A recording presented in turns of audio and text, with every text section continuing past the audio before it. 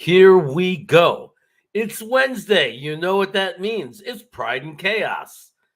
Will the real Zach Wilson please stand up? What does that mean? Well, we've seen two different men when we talk about Zach Wilson. Or should I say, we've seen a scared boy and we've seen a grown man. The question is, which one is ours? Which one will show up? Will he finally be consistent?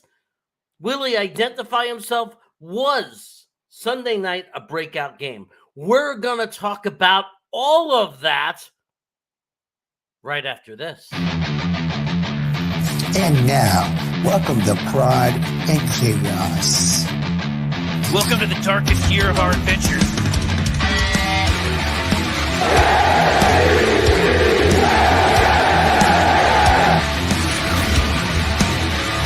Oh, yeah!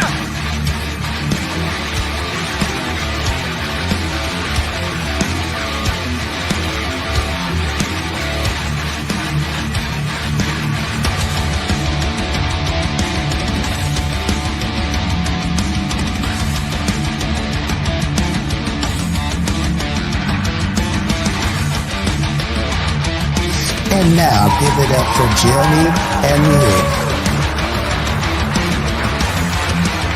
Now you scared me. And as usual, Nick is wrong. Why are you the way that you are? God, I can't stand you. Let's go to eat a damn snack. Whoa, that was cool. It's cool. Why not? Hey, let's say hello to some people. We got the early risers. Who are they? Who are our early risers? We have Sean McAteer, Guardian of Temecula. We got Twisted. He's very demanding. He wants me to have the thumbnails and the warnings of the show out in advance. It pressured me to wake up early this morning and get that thumbnail done. Harlan Abraham is here to welcome you. Grandizer is here to be the moderator of the show and remind you about memberships and all kinds of good things like that. Thank you, Grandizer. David Gerard is here. Leah Krivat is here. That's my niece. Hopefully she's feeling better. Take care of yourself. Make sure you take ibuprofen. She's sicky. Knobcraft. What's going on, buddy? Good to see you. You're looking healthy already because I see a chat from you that's not angry. Vervain, that's good news for you, Vervain. Good news that you're here because the show is always better when we have Vervain in the crowd. And Mark Reese is here. Small Heath Jet Petroleum is in the house. We got a lot of people ready for a great show, but we cannot have that great show without this person. So let's get started. I'm waiting for it to start. There we go. Ladies and gentlemen, feel the beat, feel the rhythm. Don't be sick. Don't be sick. Ladies and gentlemen, here is the spectacular uncle, the amazing brother, the fabulous friend, the amazing tailgater, the really awesome boyfriend. If you're not looking for a serious relationship and you're not very monogamous, that is. Ladies and gentlemen, please welcome the greatest co-host in the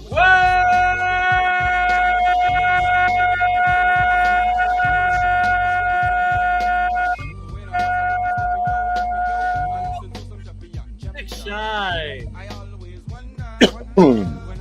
You reminded me to get up and get the ibuprofen before the show started, so thank you for that reminder. You're welcome. I'm a little under the weather. How's everyone doing? You're a little under the weather. I have a theory on what's going on with you, but I got a fever, and the only prescription is more Zach Wilson passes downfield, baby. Oh well, I think that we might get that if Sunday was any indication. Very good, Mark.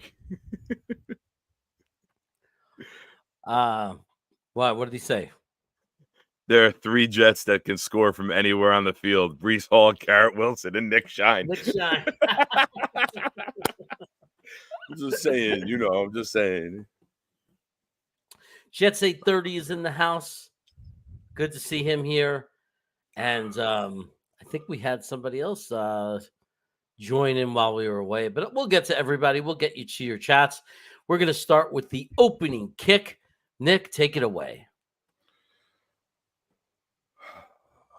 About goddamn time. We've been calling for it. We've been watching this. We saw a guy who looked like he was being coached to check it down, right? Some people are arguing he was playing scared. You saw the game plan change. You saw the game plan evolve. You saw the play action. You saw the move in the pocket, everything we've been asking for. And the kid looked phenomenal. Even the biggest Zach hater has to say, holy shit, the kid looked good. Yeah. That's what you need to do in the NFL. Stay off script. Whatever you think they think you're going to do, don't do it. Do something else. And then that's when you can start to add to the plays, add to the playbook, starting to get more people involved. We'll get into the game recap, but I'm very encouraged today with Robert Saleh saying Brees Hall is no longer on a pitch count. That was If exciting. Dalvin Cook has anywhere near the amount of touches now that Brees Hall has, it's a crime. It should be 4-1. If Brees Hall has 16 touches, Cook should only have 4. And I'm not mad if you even healthy scratch Dalvin Cook right now and give Izzy a chance. I gotta say that it's interesting that you bring all this up because, and he might not be wrong. So I'm not criticizing the author or the messenger in any way. It could be just relaying a message of what he thinks. Rich Cimini put out a tweet today that basically said, "Don't expect the Jets to bench Dalvin Cook or minimize his role too much because $7 million is too much money to do that to him and do that to a player." Now, if that was true, and I'm not saying it's not, because unfortunately, this is very common in the NFL. If there's truth to that and their playing time is based on the salary, I would be very, very upset if there's truth to that. And it would lower my respect for this organization, for Robert Saleh and the way it's being run, if they're allowing a player's salary to dictate their workload. What do you think?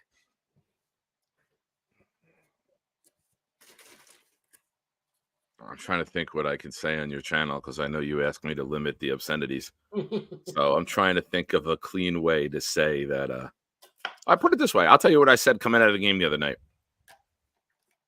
Throw Dalvin Cook off a bridge because it'll probably be the fastest he's moved all season. That's my take on Dalvin Cook. He runs the ball and slams into the nearest defender as if he gets a bonus the quickest he gets touched by the defense. It is annoying to watch. Okay. No. It's hard to watch. It's very difficult to watch Dalvin Cook every time he's on the field. I think more and more Jet fans each week feel it. And I think on Sunday night, I think it became pretty much the general consensus. When you look at that alignment, when they set up for the next play and you see 33 on that field lined up with Zach Wilson in the backfield, there's a groan, I think, amongst every Jet fan, because we all know that that's far from the best offense we have. Like, we are putting an inferior offense on the field. We are so much better when Hall is out there on that field. And when he does one of those 40-yard runs, or he does a couple of plays and he's a little winded, like every player, and he needs to come to the sideline and catch his breath, have a sip of Gatorade, whatever it is they do, it should be Michael Carter that's in there. It should not be Dalvin Cook.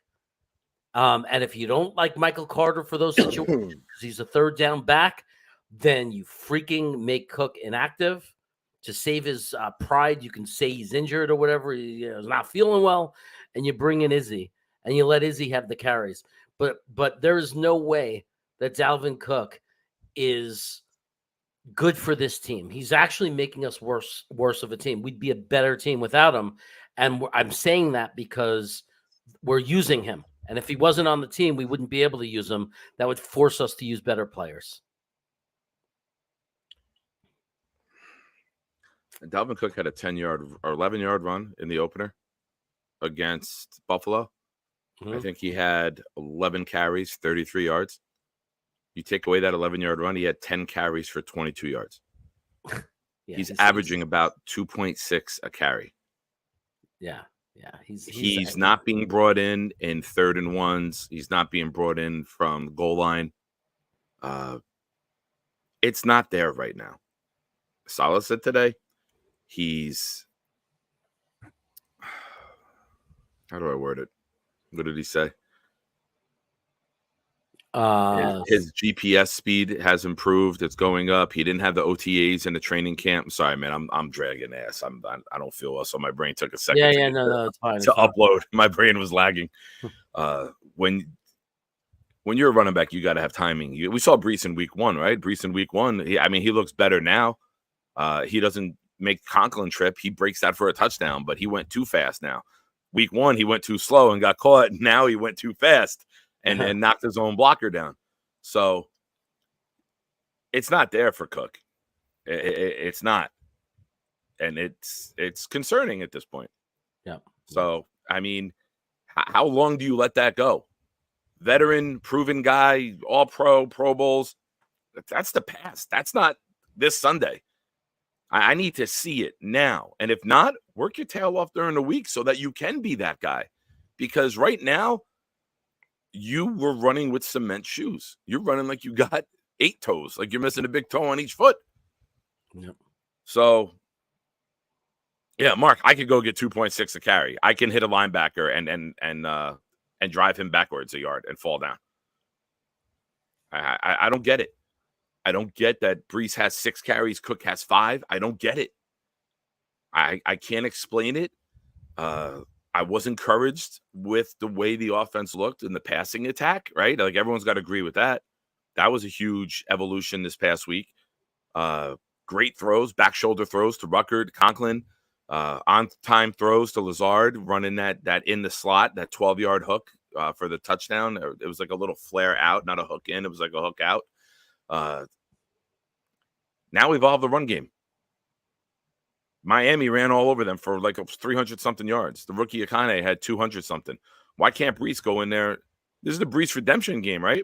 We always talk about, it's a Super Bowl rematch in September. It's not a Super Bowl rematch in September. This was the redemption game.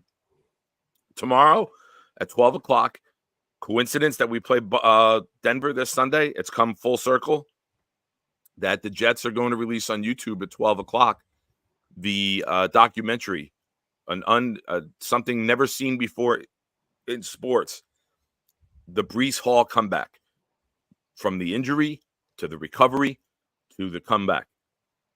It's going to be a look at a player that we've never seen before through the recovery process. And the way the Jets do things with their one jet drive and their take flight, I can't wait for 12 o'clock tomorrow.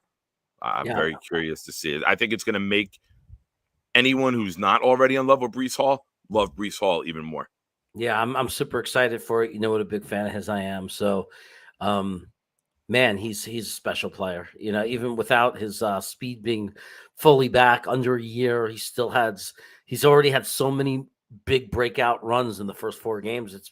And when you look at the amount of carries he's gotten for the amount of big runs, it's absolutely insane. Like his hit rate on breaking one and having a big run per how many carries has got to be as high as anyone to ever play. I've never seen anything like it, but it seems like 1 out of every 4 times he actually gets to touch the ball, he breaks a big run. The only thing that needs to happen is we need to give him the ball more. So I don't know what. And you see him doing it, right? Yeah. You see him doing the feed me, the Ezekiel Elliott thing, right? Feed me more. I don't know how you can go into this game and knowing what it means to Brees and knowing that he's going to go stand on the spot before the game where he got hurt and everything comes full circle. Let him begin where it ended. Run that goddamn play, the first play that he scored the 62-yard touchdown on, and let him run it again.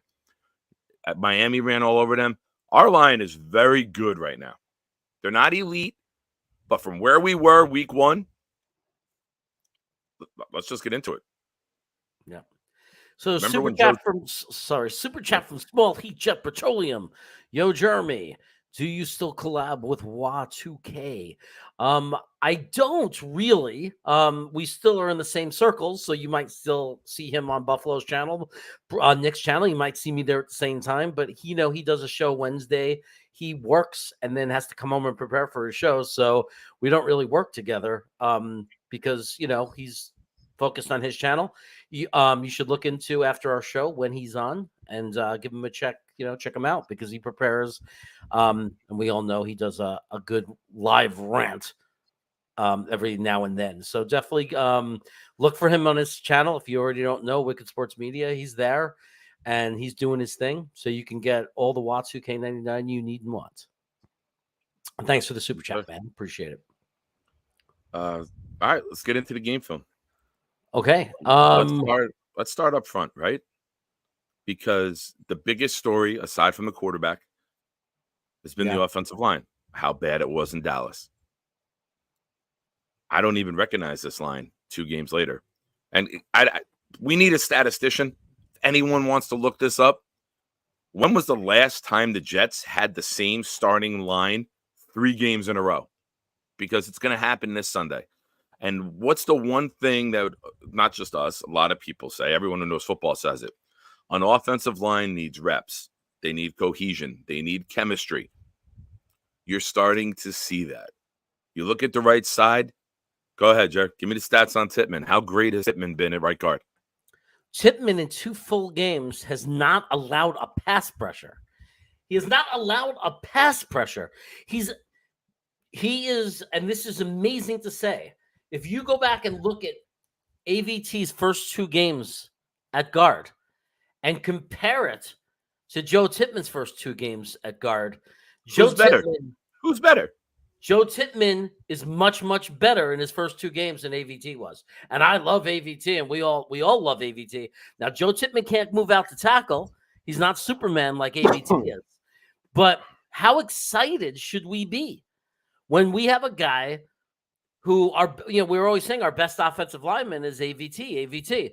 Well, now we have a guy who I didn't even mention this.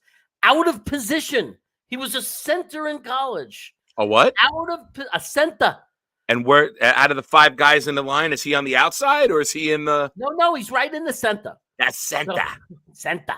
So we're talking about a guy who's out of position in his first 2 NFL games as a starter, starting in the NFL, the first 2 games against New England and Kansas City, playing the full games, no quarterback pressures, top 6 interior offensive linemen in run blocking. So it's not just pass protection, it's run blocking also. If you're watching with your eyes, let's forget the numbers. Watch some of the replays of the big running plays we had, and you'll notice that, look at Tippmann's number, I think it's 66. Yes. And notice where on the field he is. He's getting to the 2nd and 3rd levels in his blocking. It is absolutely incredible. It's everything we were hoping it would be. So you want to know what the difference between the offensive line is, and one of the things and why it's been better the last 2 weeks. We just added a guy the last 2 weeks that's playing at Pro Bowl level, an elite level, and lost the guy. We took away a guy, whatever reason, Dwayne Brown, who was completely incapable, right? Yeah. I mean, completely. I mean, whether it's because he's injured or didn't have a big enough camp or he's just over the hill, he was absolutely abysmal. Yeah. And now we move AVT out. We move Becton over, so the left tackle position improved. We didn't lose anything in the right tackle position because that's who AVT is. And then we removed the worst link of the offensive line, and then we insert Joe Tippmann, who's just absolutely fabulous. And the only thing we got left to deal with right now, because Connor's Connor, he's an average center. Yeah. Tomlinson is the last piece of the puzzle, but guess what? He's played much better the last 2 weeks. It's this line, the last 2 games, even against New England, Zach held the ball for the longest release time in the NFL. that affects your offensive line, holding it for another second and a half, right? This week, Zach was getting the ball out in 2.52. Who did Tittman go against, you ask? They had him against all-pro Chris Jones. That's a pretty good challenge. That's about as tough as it comes in past situations. And he held his own. Kudos to Vera Tucker and Tittman. They've been phenomenal on the right side together. Very excited to see what they can do as a tandem. And are they going to keep them there? Are you going to release Tomlinson next year? I don't want to get too much into next year right now, but they have versatility. Vera Tucker could go back to left guard if you get yourself a true right tackle. You can take a center in the third or fourth round and put him in there and keep Tittman and Vera Tucker together. So it goes to the school of Joe Douglas and what he's always wanted, right? Positional versatility. And you see how valuable it is taking guys who can play multiple positions, from Vera Tucker moving out to Becton saying, I'm not a right tackle, but he went to right. Now he's back to left. It shows that good things come if you put the team first, right, Jay? Yeah. If you're selfless and you're willing to do things to help the team can only get better from it. And most of the time, right? You still need the talent to execute it. But when you have talented guys who are selfless, and what we always hear from our coach and general manager, they love the game of football and they'll do anything to help the team. That's invaluable. That's really something that we should be proud of as fans. That, like, we don't have guys bickering, bitching, complaining, doing what Evan Neal did for the Giants, calling out the fans and that nonsense. Like today, I saw that clip. Dom sent it, and I was like, I'm glad this ain't us anymore. Like that was the Jets, right? That was like, all right, fourth week of the season, we're gonna have a player argue with the fans. Like that was us. And it's nice to see that we're not that team anymore. We got good quality character human beings and players, and we don't have to deal with that. Sure, Michael Carter got into a dust-up, but that's a competitive, passionate player. There's nothing wrong with that. He didn't take a punch at the guy. He didn't kick him in the nuts. He just like, yo, this ain't working. This ain't working. I want the ball, get him the ball. It's passion about winning. I'm fine with that. I want my guys being passionate, right? We all should. Yep. But, time and place for everything. I get that. But I have no problem with someone being competitive and passionate. Remember Quinnen Williams last year? When he wanted more reps and said, get me out on the goddamn field? I want that from my guys. I don't want guys being okay coming out of the game. Not to get too far off track, but the line has been much improved. You see the run game a little bit. I am shocked how much we threw the ball. I'm stunned. In a close game, it was on Zach's arm the entire game. I think from down 17-0, it was the Zach Wilson show. I think as long as Kansas City was, I think they made a decision. They said that they did what we all said they have to do. They said if they're going to stack the box and put 8-9 guys in the box and dare Zach Wilson to beat you, you can't just give in to them, stop, and run the ball. So I think that the team just decided 8-9 guys in the box, we're going to pass and we're going to put it in his hands. And we're going to keep doing that until teams start to respect him, which hopefully now they will start to. If Denver tries the same crap and Zach continues to play well, eventually teams will back off and have to play us like every other team. We'll go back to 7 guys in the box against us, and you'll see us run the ball more, right? And then it'll be different because now we'll be running the ball on them, forcing 8 guys in the box, 9 guys in the box, forcing it, and now letting you trust Zach, the quarterback. And letting Zach do it on his terms, passing the ball on his terms. It's complimentary football. Now let's reel it in. As fun as Sunday was, we all hope that's the game, right? That's the game. Everyone has their I've arrived moment, right? Breece Hall was the Miami game last year with the 199 total yards and the 2 touchdowns and the 79-yard catch. Everyone has that moment. They arrive. If this is the moment that Zach finally figured it out, because something that a lot of people forget, and I say this all the time, and you're going to say, I've heard you say that before. When you get a new coordinator with a new quarterback, right? It was supposed to be Rodgers. These two know each other. They're best friends. They spend holidays together, Hackett and Rodgers. He had to learn Zach. There was a feeling out period. He went into the first game 4 plays in. Like they didn't have the playbook for Zach. You know, they know that Hackett knows that there's been issues with the Patriots. So you don't dumb it down, but you simplify it. Say, hey, we know their offense is dog shit. Let's not turn the ball over. Let's try to win it late. Unfortunately, there was the one miscommunication with Whitehead. He came up too far. They hit the touchdown. But that team didn't get in our red zone one time. So if that play don't happen, that's still a 1-score game with a chance to win when you handcuffed your quarterback.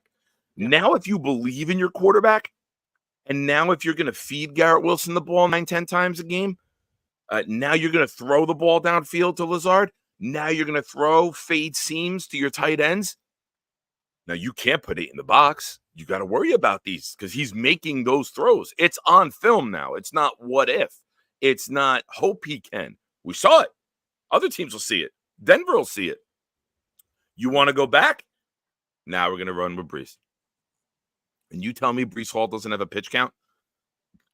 He better get 18 goddamn touches Sunday. Minimum. Yeah. Minimum. He comes out of the game when he says, hey, I need a breather. I just ran a 30-yard run after a 5-yard run. I need a breather for a play or two. That's it. This is the Brees Hall show now. If Denver is not stacking the box, there is no excuse for us not to be using Brees Hall as a premier back, getting 18 to 22 touches, easy. Yeah. Like that's the way it should be. I want 15 on the ground and I want 3 through the air. I want 18 touches minimum. That should be the low bar for him every week. Unless it's a blowout, right? Unless we go up 2-3 touchdowns, you lighten the load on them and you let other guys. Right. But this should become.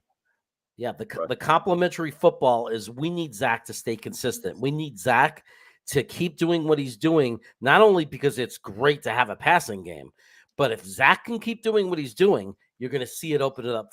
You're going to see it open up for Brees Hall. You're going to see it happen. And Brees Hall, can you imagine it opened up for Brees Hall? Look what he's doing already. Yeah. Yeah. So.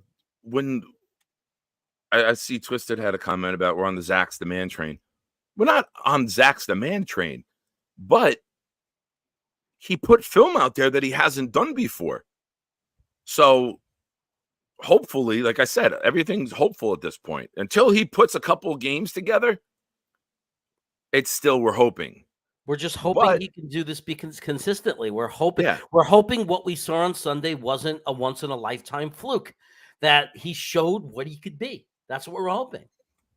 Yeah.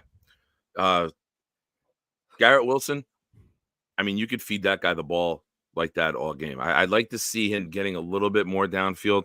Zach just put a little bit too much on that touchdown attempt that went off of Garrett's hand. It was too much of a line drive, I think. He puts a little bit of loft on that. Garrett gets to the back pylon and taps down for it.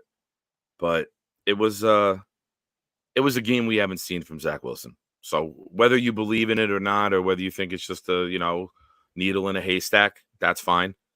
But we haven't seen it before. So maybe it could be a beginning.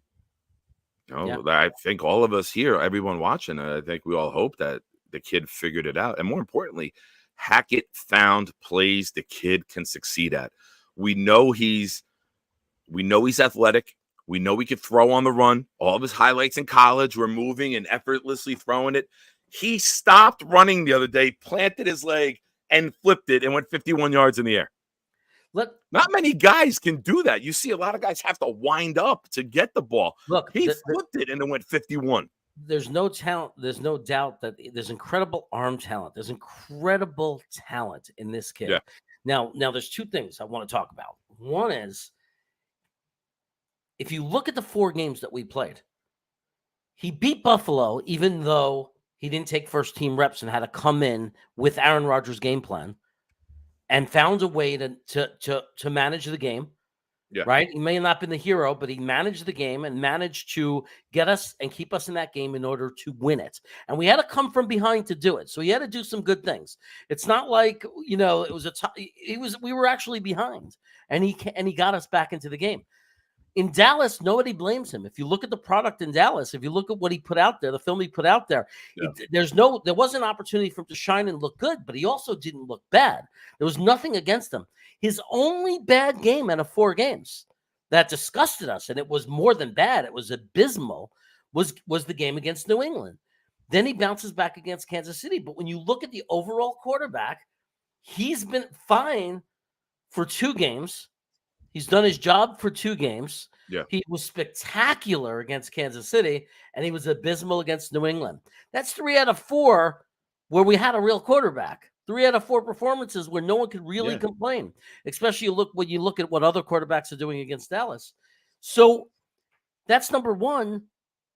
Number 2 is they say it all the time. Forget about how long he's been in the NFL. They say it's very common for players to start putting it together right around your mid-20s start. Like he's at his 24th, I've said 24 start. I've said for years 24 because you get a year and a half of starts, right?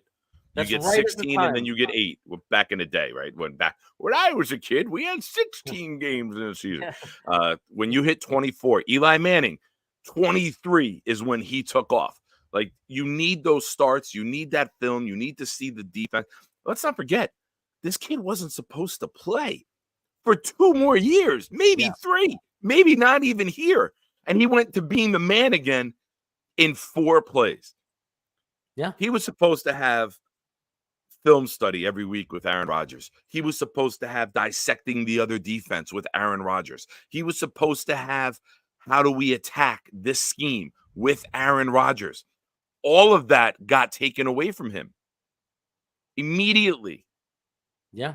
So from where he was last year's New England game to what we've seen now, man, how good could this kid have got if he had 2 full years, right?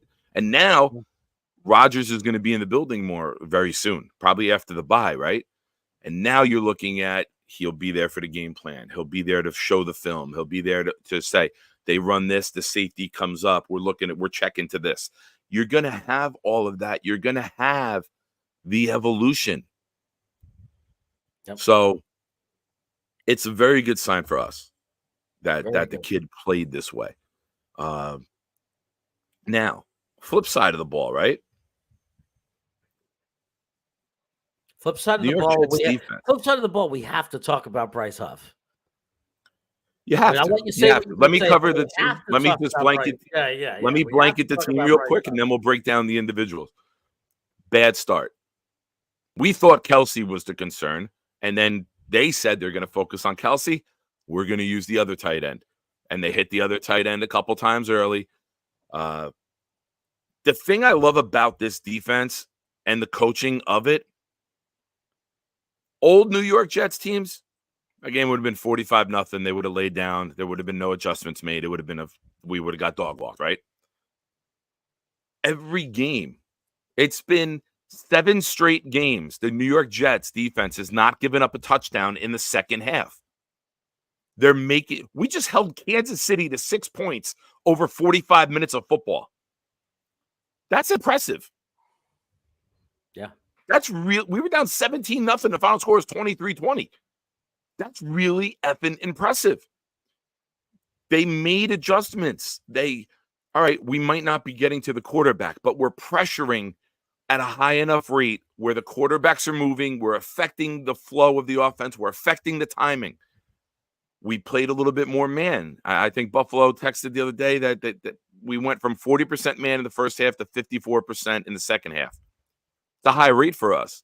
Granted, now when you're playing man, those quarterback runs became a little bit of an issue, right? But we got to find a way to nip that in the butt now going forward. But when you look at the team overall, there's a lot of great individual performances, which I know you want to get into. But as a unit, as a coaching staff, they're figuring it out on the fly. Now, granted, we'd all like to see it figured out more during the game week, right?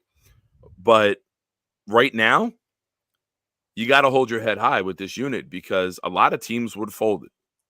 Aaron Rodgers goes down week 1, it would have folded. Dallas, we held them to 4 field goals in the second half after our offensive line was getting embarrassed. Last week with the Patriots, our defense dominated, and they had one play. Just goes to show how great you can be. But if one play can change a game, and that game was changed on that tight end snafu. So be encouraged. Be very encouraged. Like, we can cover people. Yeah, I want to see the run defense improve a little bit. Woods was out. I think they didn't activate Woods because they wanted a faster front and they didn't want that big body knowing he can't catch Mahomes. And I think they took advantage of that and they ran a lot with Pacheco, and even Hilaire had a couple of runs. But they've been doing that because they got Thuney, Humphrey, and Trey Smith up front. It's the best trio of interior linemen in the NFL. Why the hell wouldn't you run the ball? The week before, they ran it 38 times. I don't know the numbers on this week, but they've shown they can run the ball, and they don't need to put up 40 points anymore because their defense can hold teams to 20 or below. So I think there's a lot to be encouraged about on both sides of the ball. But go ahead, get into the individuals that you wanted to speak on. Yeah. Well, first, let me say, Small Heath Jet Petroleum, thank you for the second super chat of the evening. I agree. I think that Sunday is definitely a must win. We have to beat Denver. We absolutely cannot lose that game. 1-4, losing to Denver. There's no pretty way that can happen. There's no way that can happen that would make me feel confident. We have to take the momentum from Kansas City's performance and turn it into a win in Denver and show that, we get through these first 6 games, even if we're 2-4 after the bye week, we've got our stuff together, our act together. And we can come back and be competitive and make a run at it with a softer schedule, following the bye week. So, but we lose that game in Denver. It's a very, very bad situation.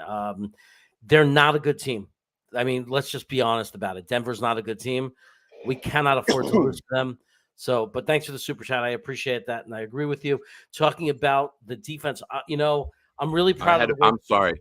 My microphone was blocking the chat. I never saw that sitting there. I apologize. Oh, no, that's fine. I'm really proud of the defense for settling down. I'm really proud that after giving, they very much could have packed it in. They didn't. After the first quarter, they really only gave up 6 points to the rest of the game. It's an outstanding accomplishment.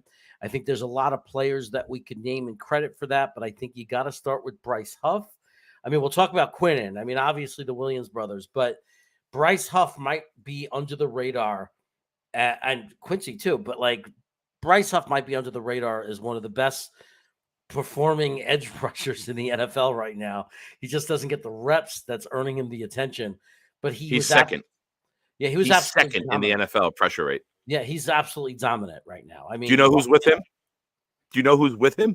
I don't know, Hutchinson or Watt and Garrett are 1 and 3, and Bryce Huff is in the middle. That's defensive player of the year names that he's up there with, and they gave him some more reps this week too, which is exciting because Carl Lawson does not bring it. Carl Lawson needs his reps taken down, dude.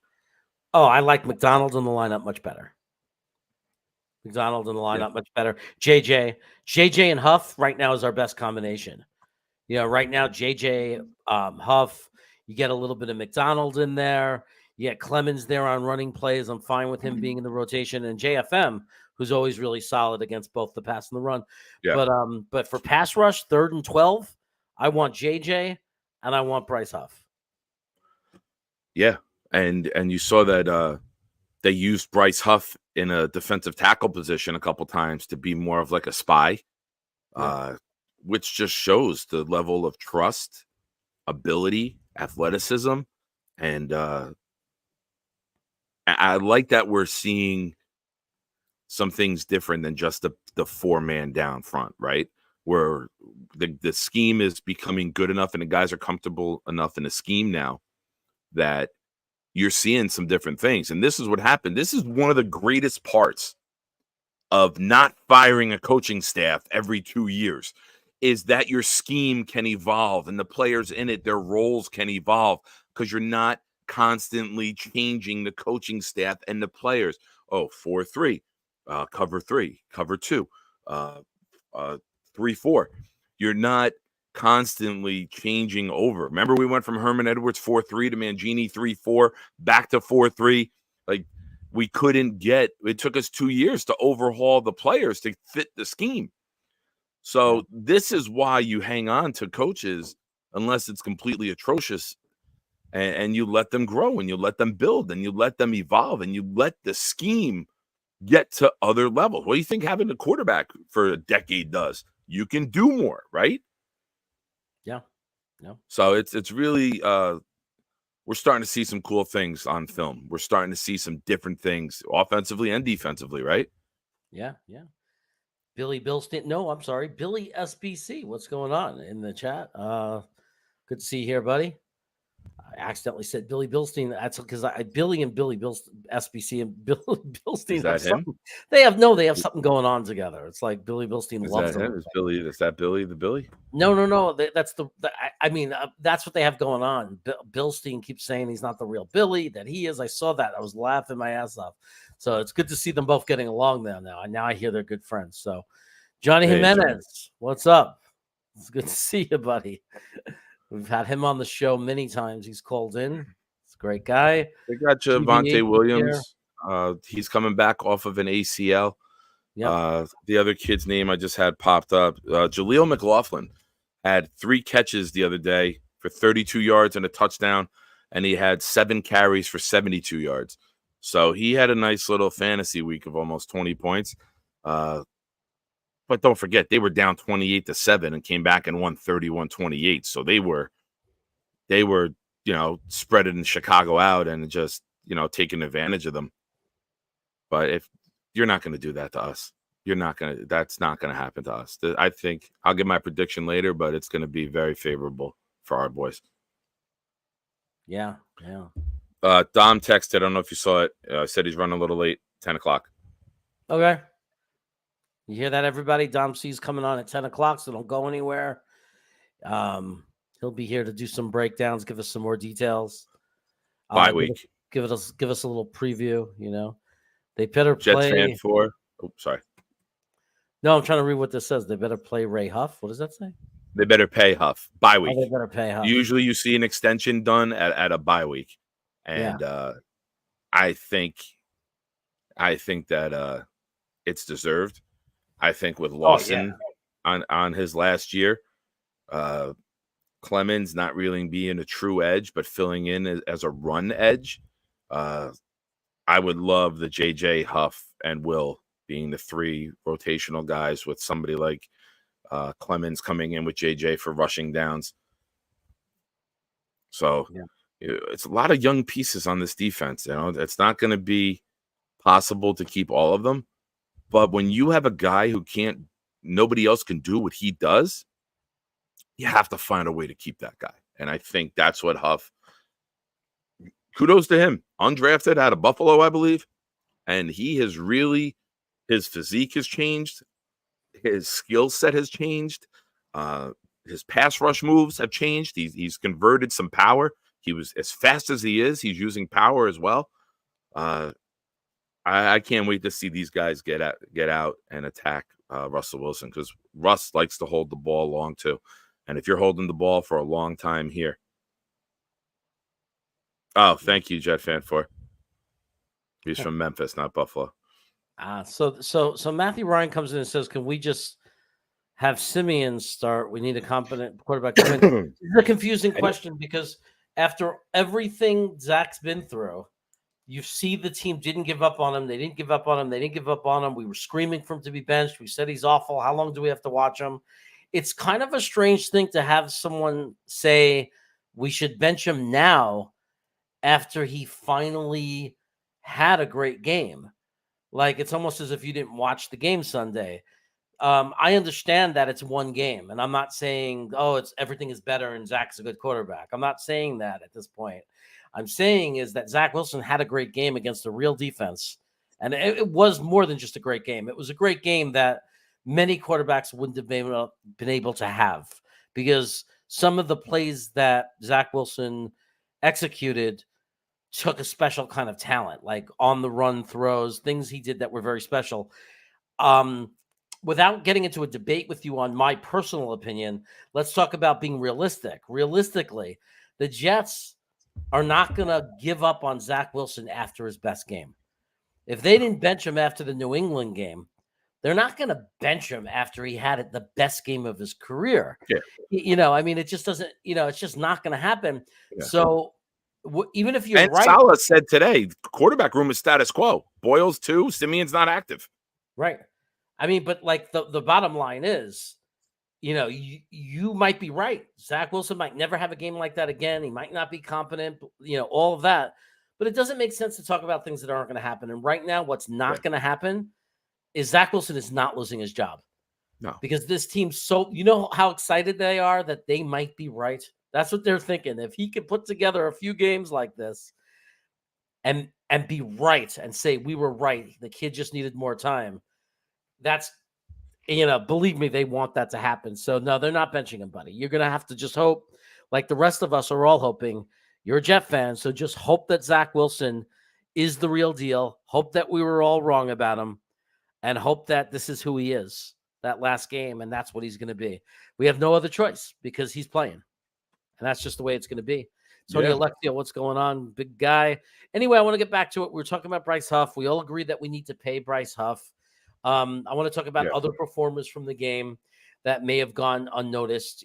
Things like, obviously, I know the holding call was controversial, but outside of that, you didn't hear Sauce's number called all night because he had a very good game. DJ Reed had a very good game. Quincy Williams may have had the best game of the linebackers, and that's no small thing because I think that Mosley played well as well, but I think Quincy Williams really had a special game. What do you think? Quincy's a game changer with his coverage getting out to the linebackers, to the tight ends, and to the running backs in the flat. He's getting there as the ball gets there. How many times have we seen over the years a swing pass and the first linebacker gets juked, and then they convert a freaking 3rd and 13 by a swing pass, right?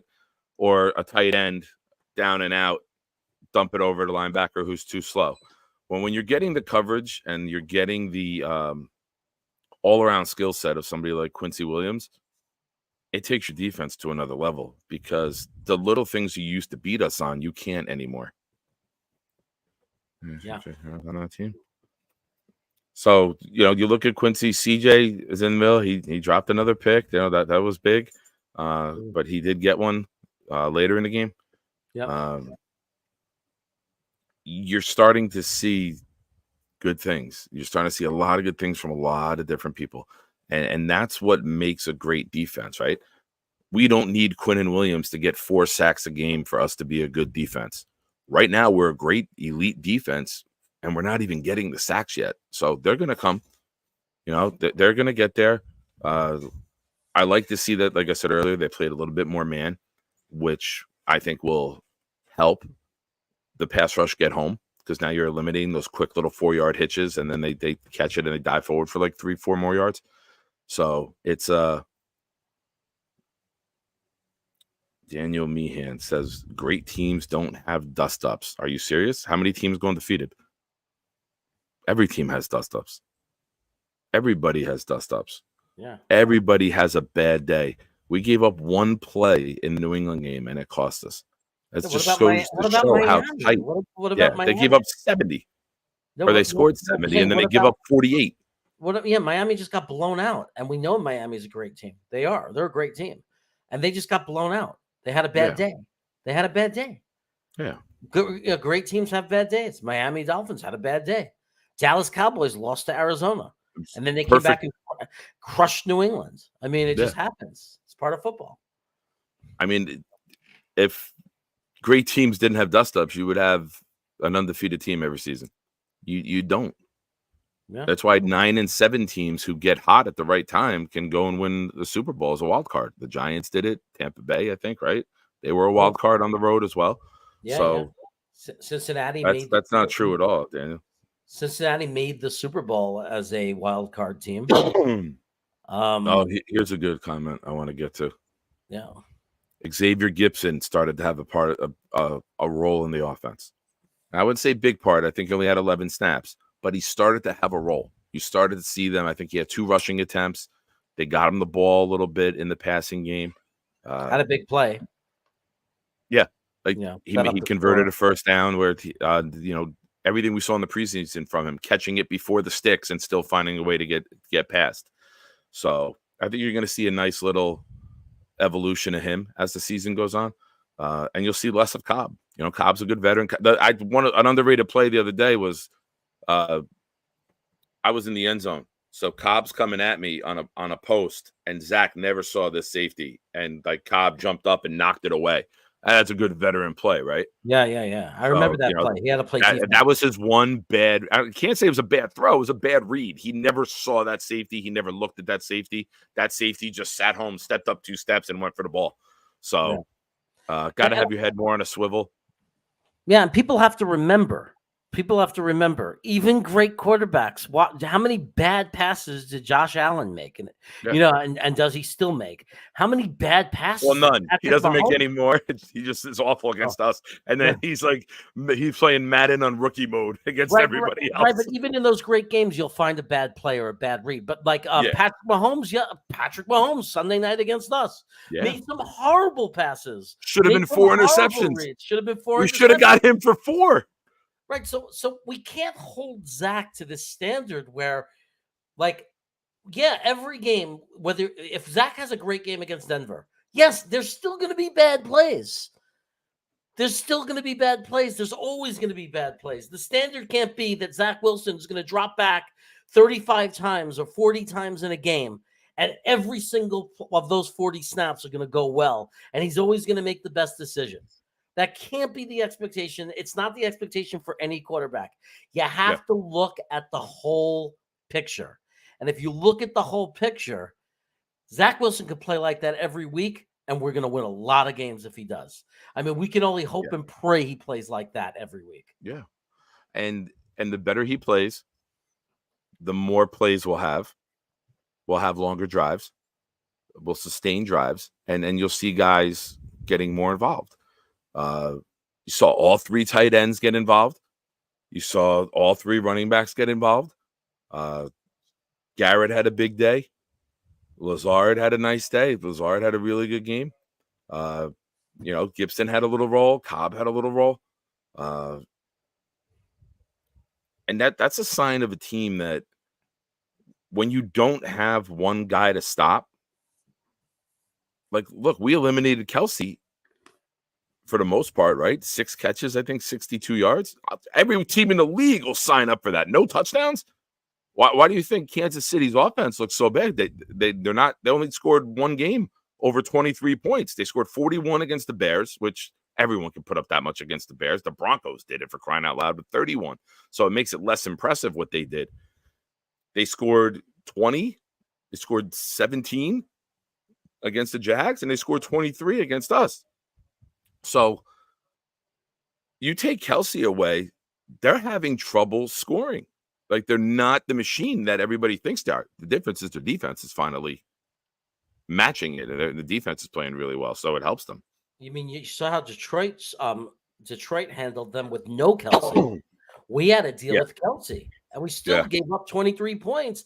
And not only did we give up 23 points, I say only 23 points because it's Kansas City, but also keep in mind, in the beginning of the game for the first quarter, we kept giving the ball back. 1, 2, 3 and out. Here's the ball. 1, 2, 3 and out. Here's the ball. 1, 2, 3 and out. Here's the ball. So the fact that we got the grip on that game, I mean, who would have believed that Kansas City would have only finished with 23 points after that first quarter? I thought it was going to be a thrashing. I thought they were going to put up 48 points against us, no problem.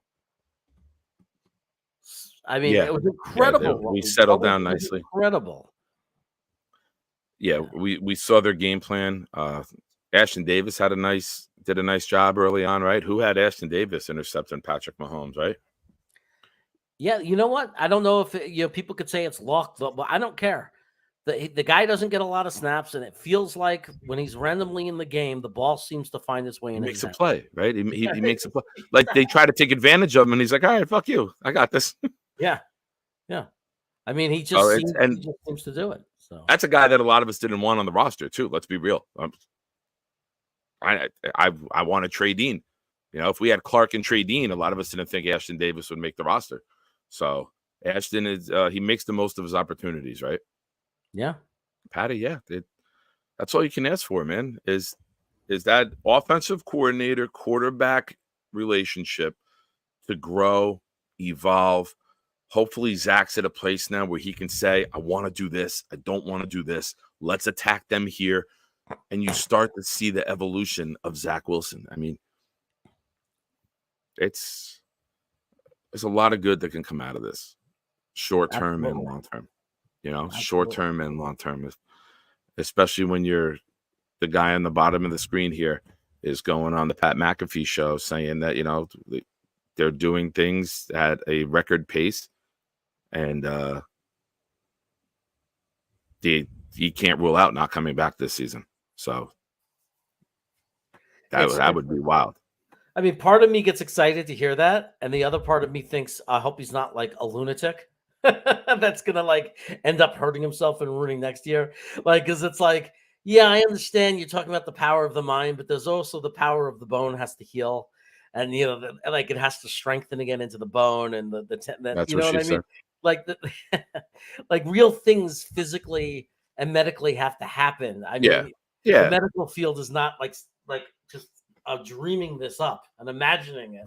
So I hope he's right. I hope he can like find a new approach and say this is new and it's going to affect people for years. But the reality is it scares me if he rushes back, because I'm perfectly fine and okay with Zach Wilson coming back at 100% next season. That works for me 100%. And I don't want to risk that for anything. But if he's able to come back and he really is okay and he doesn't re-injure himself, obviously I'll be as happy as anybody about it. So. Yeah. Yeah, it's Stanley Man. I love our defense starting on the field. I was reading this comment. That's perfect that you grabbed that. I was reading this. What's up, Stanley? Also, welcome, Stanley. Yeah. Thank you for watching. The Jets need to start fast against Denver and score points in first quarter. I agree, but I'm still putting this defense out there first, especially with how Denver's offenses looked. I want my defense setting the tone, and then we shut them down, a 3-and-out, punt, get the ball, and attack. We almost had a chance for the double dip last week with scoring points at the end of the first half and scoring points to start the third quarter. I like that we came out to start the game with Zach throwing it, right? He hit a couple completions. Show faith in the kid, and it speaks volumes to the locker room. How much do you love this team though? With Morstead, with Lazard, with Garrett, Zach taking accountability. I mean, we all trashed Zach after the Patriot game last year, and he's on the sideline saying, "It's my fault." All right, Yeah. the snap was low, and he was backing away. You secure the ball first before you back up. That's a little coaching that'll fix that. If you got to bend down to get the ball, you can't be backpedaling away as the snap is coming. But that's something small, right? Like the fact that he stepped up, the fact that he's showing leadership that people said he didn't have in him, I think it is really, really good sign for us. Like I said, short term and long term. You know, I think we won the locker room already. You know, and people were writing him off, saying he should never see the field again and never play another snap for us. They should get rid of him. But No, there's a lot of positives right now. As much as the people want to be negative about a lot of shit, there's a lot of things to look at this team and be like, you know what? We got a good group of guys, man. It's amazing how much, like, you never guess that so much positivity could come out of a loss. But I felt almost as good after the Kansas City game as I did after the Buffalo game, because the Buffalo game I was still processing losing Aaron Rodgers. But after the Kansas City game, we lost, but I saw hope. Yeah. I was left with hope. Yeah. Because I said the other day that I've never felt as down after a win like we did after Buffalo, and I've never felt as up after a loss after we did with Kansas City, right? It's just incredible. It's just incredible because I honestly think if Zach Wilson plays the way he's played, it shows what happens when we get a competent game from a quarterback. When we get competent play from a quarterback, we can play with any team in the NFL. That's what I'm seeing. And that means we're for real. That means when whether it's Zach who keeps stepping up or whether it's Aaron Rodgers who comes back next year, whenever it happens, whenever we get that competent quarterback play, we know that we can win the game regardless of who the opponent is. Hey, it's 10 o'clock, so I want to move forward to our next segment.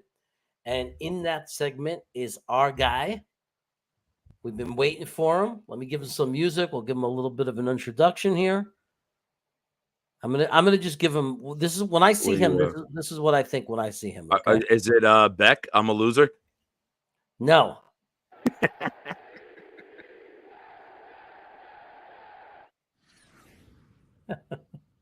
I think. Let me play that again.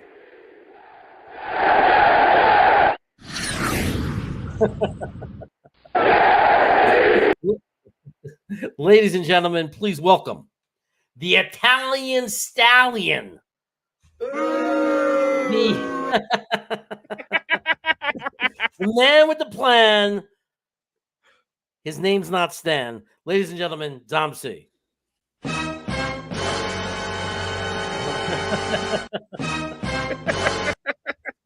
What's up, Dom C? Hey, Jesus, I'm getting beat up left and right here. What's up, guys? We got to do it before you can get in here and defend yourself. You're helpless behind the scenes. That's when we got to attack. How's everyone? All right? All right, buddy. How are you? I'm good, man. I'm good. Busy day. Been running around a bunch and just kind of getting settled, man. I just want to tell everyone this is the scout team part of the show, and we are going to remove that. You know what time it is when Dom's here. Oh, where'd you go? There you are. That way, we see all of you. Hey, Dom. So we were talking about these were players that we had talked about before we go ahead to the Denver game. I wanted to know where you stood, if you think we covered it, if there's anything that you think should be mentioned. We talked about obviously Zach's performance and the hope that gives us if he can keep it up, and that he, definitely played really well, and it wasn't like designed for him and anybody could have done it. It really took a lot of skill and talent. We talked about Joe Tippmann, and I pointed out that his first two games are at a much higher level than AVT's first two games were when he played. And, his first two games as a rookie. And Joe Tippmann is actually playing out of position.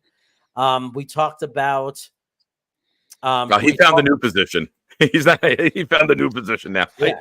I gotta kind of agree with that. I've said it for a while now. I actually think Tippmann might be a better guard than he is a center, and there's reasons why I think that. But it's listen, I'm not saying he's not going to be a center or he can't play center, but I think his overall skill set really, really bodes well at guard. He looks so comfortable, Dom, for a guy that there's guys that come out and we all do the draft stuff. There's guys, he's a tweener. He's a guard center. We never really heard. We heard Tippmann could play guard, right? But he doesn't have much film on it.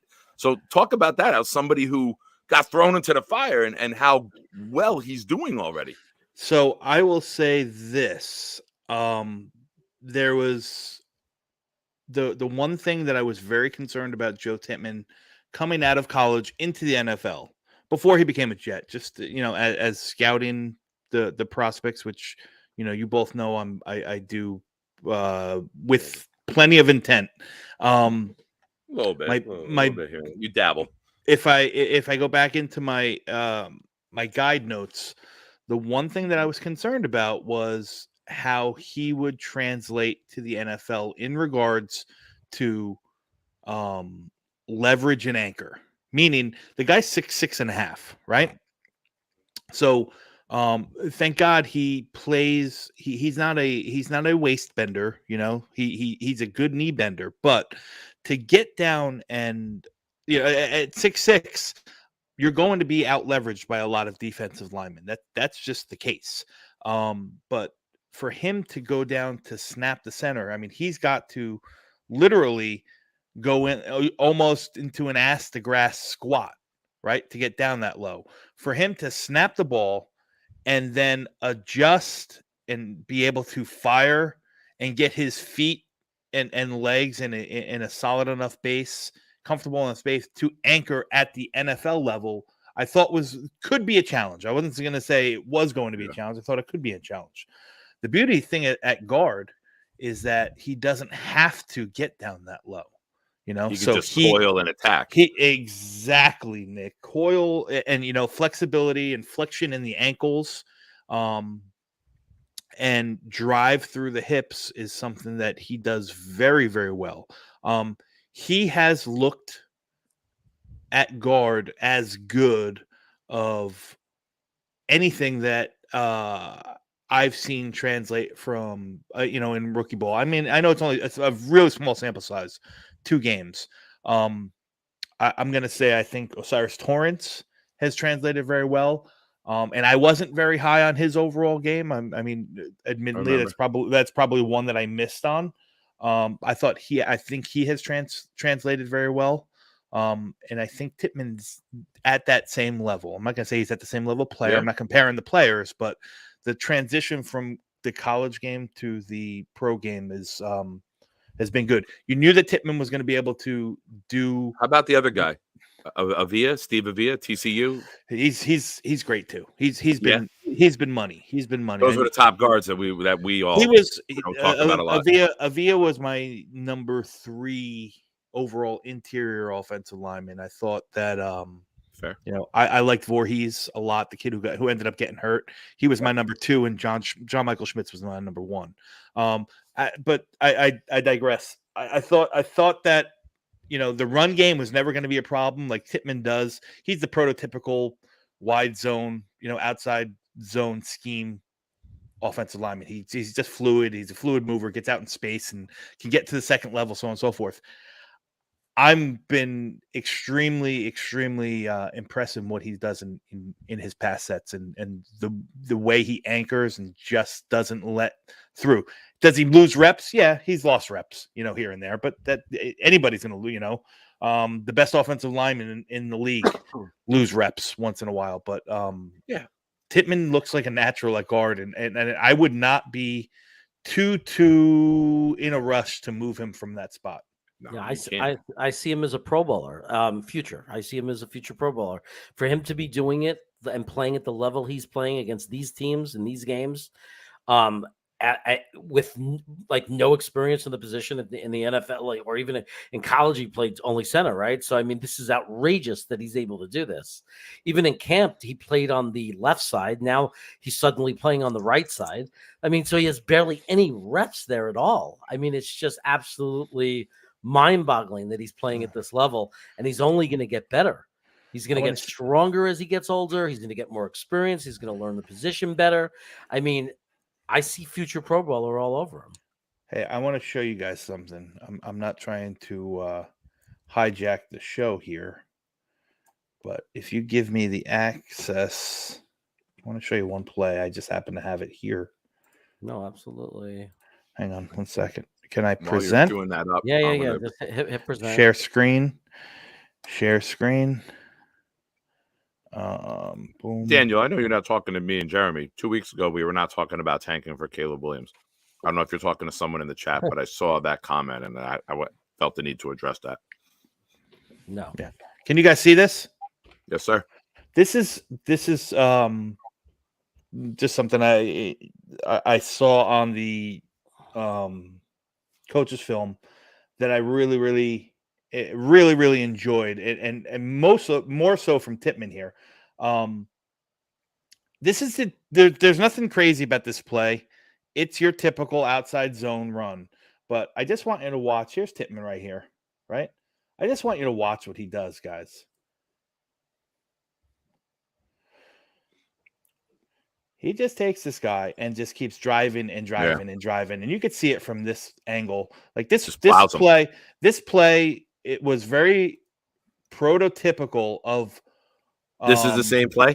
This is the same play from a different view.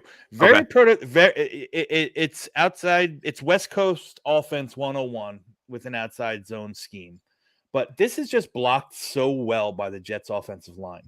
on every aspect. Tippmann, you see what he does. He just blows this guy down the freaking line. All right. McGovern, actually, Lakin does a great job of pulling and pinning this, of sealing off and pinning this guy in. So does Mackay. They do this. McGovern passes him off and gets into the second level. And even you're going to see, I think maybe it's Conklin. I don't know if it's Conklin on this play or if it's a wide receiver that comes in from this side that seals it off. I mean, this play is just so perfectly run.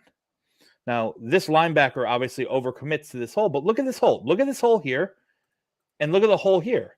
This is outside zone run perfectly. You're giving the running back in the box too. You're giving the running back the option on where to go. He's reading 50. 50 commits into this gap, and he cuts it back. And look what Tippmann just does. Tippmann just takes his guy and just drives Look him. at that. Look at that. He's amazing. Yeah. Right down the road. Watch it again, guys. I know it's simple. There's nothing crazy to this play, but it's just blocked so well. Watch all aspects. Watch Lakin and McGovern, how they work on this one. Look at that seal. Look at that wall sealed off. Everyone does their job. When everyone does their job, running lanes, get blown open. That Nick and 9-toe Nick can hobble through. But since we're talking about Tippmann, this play just came to mind. I mean, this is just one of many like this. And if you want to bring up my toe, I only have the tip, man. So I didn't want to overtake your show, and I know that's not the No, segment. that's No, that's great. That's great. because that's something 2 weeks ago in Dallas we couldn't do. We just blocked 8 in the box, and we left our running back to decide on one guy, the unblocked guy.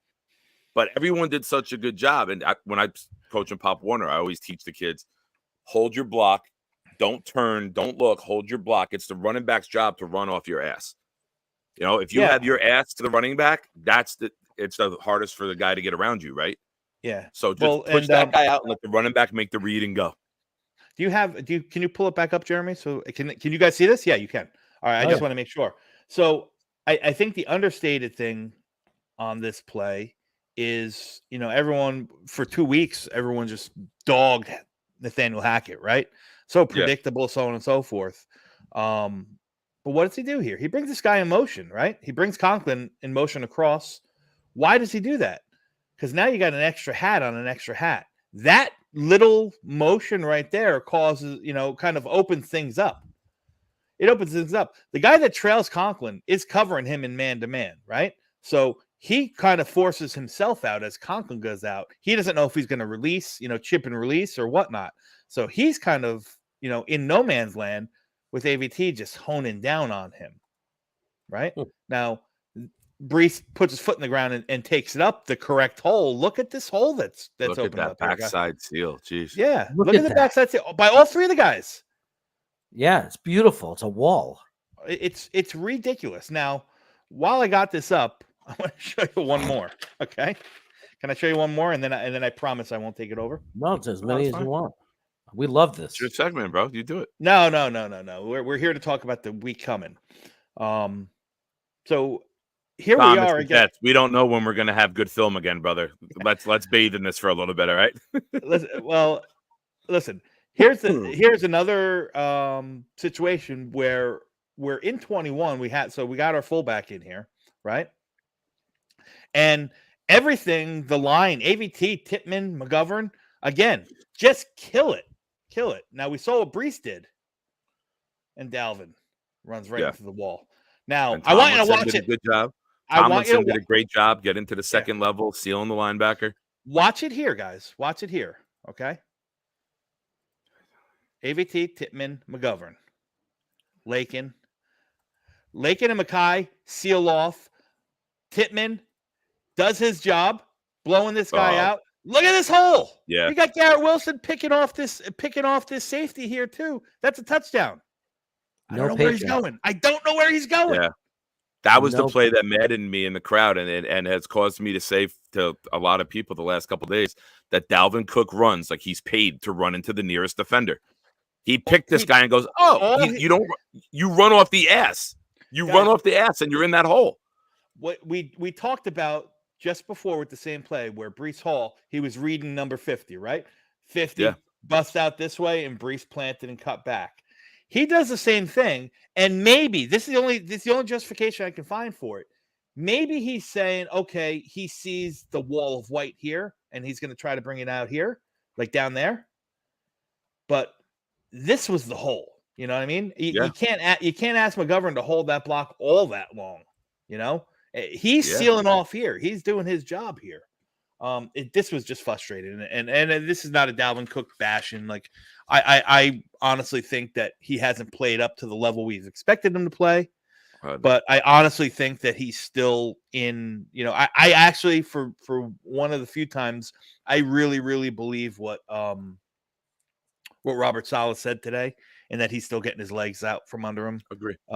Yeah, we talked about that earlier. Yeah, but how do you justify giving him almost as many touches as Brees with 6 to 5 and carries? I think it's got to be 4 to 1. If Cook is getting 4 carries, Brees better be getting 16. Listen, I think it's got to be 4 to 1 at this point. I'll say this, and this is just my opinion, is that they've been saying pitch count. You know, we're going to start easing back the pitch count. That I don't believe. That I think is coach speak. I think there's a little bit of placation in there. I think they're trying. You know, I think that realistically that Brees is still on a limited pitch count. Now, the last game, you know, you didn't run the ball all that much. I think you had 13 rushes all game. You know, so you gotta take those kind of ratios with a grain of salt. You have a game where you have 25 and 30 carries in a game, and it's 17 for Dalvin Cook and 13 for Brees Hall. Then I'd be kind of scratching my head. But in a game like that where we only have 13 touches and they got 10 of the 13, I think that's probably what they wanted at this point of the season, at this point of the juncture. Now, do I think Cook is going to get better? I do. Do I think he should be better than what he's showing? I do. So I'm willing to trust in not trust, but believe what Robert Saleh is saying, that he's still getting his foot in under him, because that makes sense. He had an ankle and he had a shoulder surgery and he blew out. He didn't play for the last 9 weeks and then got shoulder surgery late in the offseason. So he doesn't really have. A quick question with Cook. Same run scheme that Minnesota ran, or is this a new scheme for him? So he should be able to make that read better. Listen, he made a read. He made a read. He saw a hole. He saw the overcommitment from the linebacker. Yeah. But he just took it one gap too far. And the D tackle made a good job of throwing the offensive lineman off of him and using his momentum and swallowing him up. Read and react. You're a defensive guy, Nick. You get your hands on him and you see what happens, and then you shed and go. Especially if the guy's got his momentum going that way, it's so much easier to break off of him. The thing that sucks is that, and if you saw it, McGovern was walled off also. So he wasn't going to be able to shed and throw him this way and get into that hole. That's the hole that Cook had to cut, and he just cut in the wrong hole. But it's those little nuances so far, to me, but outside of the explosiveness, because I don't think Dalvin Cook has shown any explosiveness. But it's those kind of decisions that are made with the ball in your hand that has completely separated Brees Hall from Dalvin Cook so far. Yeah. Do you think going into the Denver game? I was saying before, when people were saying, how do we, we were talking about getting more touches for Brees Hall, and one of the comments I had made was that I didn't think I think that part of what's going to control how many running plays we run is that it looks like, if what happened Sunday night continues, is it looks like we've just made the decision that if teams are going to dare Zach Wilson to pass and they're going to stack the box, then we're just going to simply pass until they start respecting Zach Wilson and, not stack the box to stop only the run. Do you think there's some truth to that? Is there a possibility, if Denver is still stacking the box, do you think there's a chance we might continue to pass the ball until we force them out of the box? Listen, schematically, what you're saying makes absolute 100% sense. It makes 100% sense. Like, that's what you want to do, right? That's what all teams have been testing Zach to do, right? Hey, we're gonna make the box heavy. You beat us, And he hasn't until last game. He hasn't shown that he could beat him. And Yeah. all those guys out there, just who I'm, listen, this is not a knock on Zach. I support my quarterback. I don't know if I believe in him 100% yet, and I think that's a fair. I think that's a fair judgment to hold. He's shown enough to for you to make that statement and be fair. So, he hasn't shown that enough. So he did do that, a little bit more. Like, he got, he put the ball vertical. And part of that was, I thought Hackett schemed. It ran a really, really good offense against Kansas City. He called a really, really good game. Zach made a bunch of in-game decisions that I thought were, outstanding, in regards to changing up routes or changing coverages or understanding what he's seeing and kind of counter moving to it. There was one play in the second half in particular. I was on Green Bean's, Patreon with Green Bean's Patreon group earlier today, and I was telling him it was probably the singular best play that I've seen Zach Wilson run in his entire career. And we had 5 wide receivers, 2 tight ends. We had 2 tight ends on the field, but both of them were split out. So we had an empty set, 5 receivers out there. They were showing blitz, right? They had their linebackers double mugged up in the A gaps. So Zach sees that, calls in Conklin. He comes in and he sets him up. You're extra blocker. And one of the linebackers kind of drops into the middle zone, and he changes his routes. He signals to the guys, whatever he signals, whatever he does, and they change their routes from in breaking routes to slot fades, and that was the beautiful throw, the beautiful catch by Ruckert, back shoulder on the sideline. That was a chess game right there, and Zach checkmate, man. That was high level quarterbacking play, and I never in a million years thought that I would say that, after the first 25 games, that I'd watch Zach make a high level NFL quarterback play. I mentioned to Jeremy earlier, my favorite play of his. It was a blitz. Wilson was in his slot to his left. He sees the blitz coming. He knows it. He gets the ball. He wants to get it to Wilson. He twitched because Wilson didn't turn yet. And then, like, his body was off rhythm, and then he kind of threw it, and it was an incomplete. Like, it was just out of the reach of Wilson, who was doing a quick little, not an arrow, but just a quick out. But the fact that he read, recognized, reacted, that's just a matter of getting that timing down, right? Like him and Garrett working on that. Hey, if they're showing this look up front, listen, I need you to break quicker. I think that's still the part of the game where I'm not sold on Zach yet, is being more decisive in stuff like that. I mean, there was that stuff showed it, right? There was stuff in the Kansas City game. Yeah, I know exactly the play. Garrett dove back like that, and it looked like it was off his hands, but it was a little inside. Yeah, I know the play you're talking about. That's better, but there were still plays that make you second guess, like the long pass to Lazard up the sideline, right? Yeah. It was a play action. They rolled him out, and Lazard beat him up the sideline. He threw it. He comes back for the ball and gets it. They got like a 45-yard play. It led to the CJ Uzomah touchdown. Lazard wasn't the first read. Conklin, who was flanked, who was in the slot, running a post pattern, that was his first read. If Zach, after the play action rolls out, stops, plants his foot, and throws the ball, Conklin's got a touchdown. If he stops, plants his foot, and hits Lazard on the corner route that he's running, he probably, he might not have a touchdown because it was a tight window there. But he had separation on the defensive back. Zach hesitated, and what happened? The defensive end outside linebacker kind of stayed home and pressed him. And Zach thank God is a phenomenal athlete, was able to almost flat-footed just wrist flick the ball 45 yards to Lazard, who came back to the ball. So great athletic play, but showed me that there's still that indecisiveness that you want to see him improve. Yeah. So The touchdown pass to Lazard was a bullet. And he had Ruckert on a post up the middle wide open too. Yeah. Like that was a great play design. You run one out, one in, and you read the safety.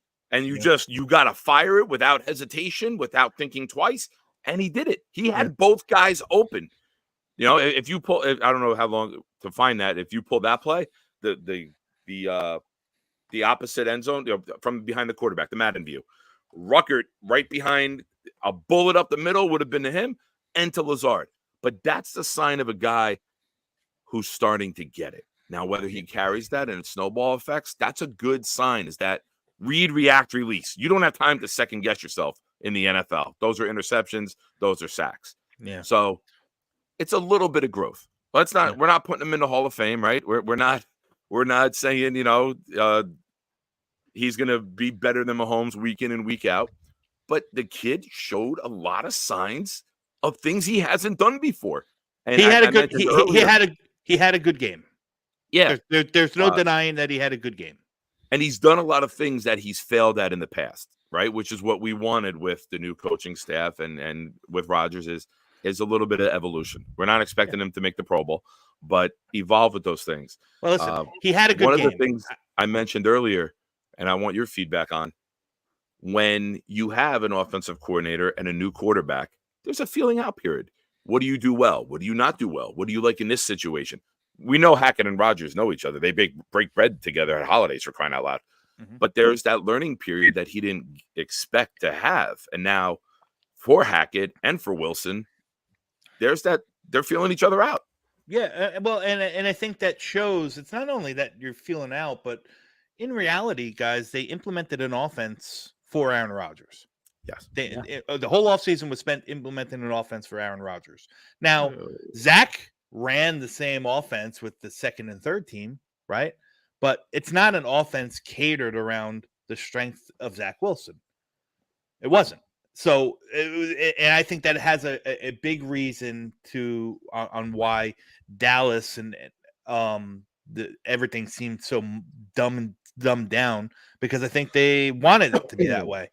New England's a whole nother avenue. I really think in my heart of hearts, their idea in New England was play dumb vanilla offense and don't turn the ball over, and we'll win a 9-6 game or something like that. You know what we didn't see this week? 6 third down balls thrown out of bounds. Yeah. We saw that last week. Third down, throw it away. You didn't see that this week. Well, I don't know how much that has to do about Zach or has to do about the fact that the scheme and the offensive the offensive line, I thought, played a really, really good game. Mekhi Becton was hot or cold at times. He didn't have the best game, but as a unit, I thought they were really, really well. I mean, there was pockets for days. There's passing pockets for days. There's windows for days. There was running lanes for days. But I know that was a really, really long-winded way of answering your question, Jeremy. You falling asleep on us, Jeremy? You look like you're tired. No. But yeah, listen, I'm not expecting, honest to God, I'm not expecting to see as heavy of a set box from the Denver defense as we have in games or teams past, because I think they're going to take last week's film and realize they can't, and that's only going to bode well for us because for multiple reasons. I think this could be the game where if we can continue to put ourselves in positive situations down in distance, that and we can extend drives, that you're going to see the 20, 25, 30 rushing attempts. For as good as our run offense and Breece Hall in particular has looked, Denver's run defense has been historically bad. They are awful with a capital A. Yeah. Their defense as a whole is 32nd in the league right now, but more so their a run defense. I mean, outside of maybe Zach Allen, who's one of their 3-4 ends, I don't think there's a guy who's can really, yeah, as a unit, they're not stopping the run, and I don't think there's one guy on there that really we can't handle. We should be able to dominate the line of scrimmage in this game. I think that's the one, the first key for the Jets offense versus Denver's defense is that you have to dominate the line of scrimmage, right? Patrick Surtain is great. I'm not denying that he hasn't had a very, very good season so far. But as a whole, as a unit, they might be the worst. They're stepping into probably being getting the record for being the worst tackling unit in all of football ever. The number of missed screams feed Brees, right? With everything you just said, with how they've accumulated. They've in 4 games they've accumulated 48 missed tackles. Wow. 4 games as a unit. Their safeties alone. One has 6, one has 5. Right now, all right, we have Whitehead. Whitehead had 3 last game, so maybe that's not that. Maybe that's not that crazy, but they're just not a good tackling team at all.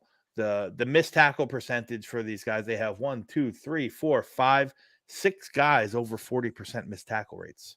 And that's just and those are guys that play snaps, like handful, like not just like a snap here or there. These are guys that are on the field. It's ridiculous. 1, 2, 3, 4, 5, 6, 7, 8, 9, 10, 11 guys total that have taken defensive snaps have over a 10% missed tackle rate. Wow. You're not going to win football games if you can't bring the guys down, right? So we have to dominate we have to dominate at the line of scrimmage. And allow our backs to create missed tackles, because I think that's a given, right? I think that's a given.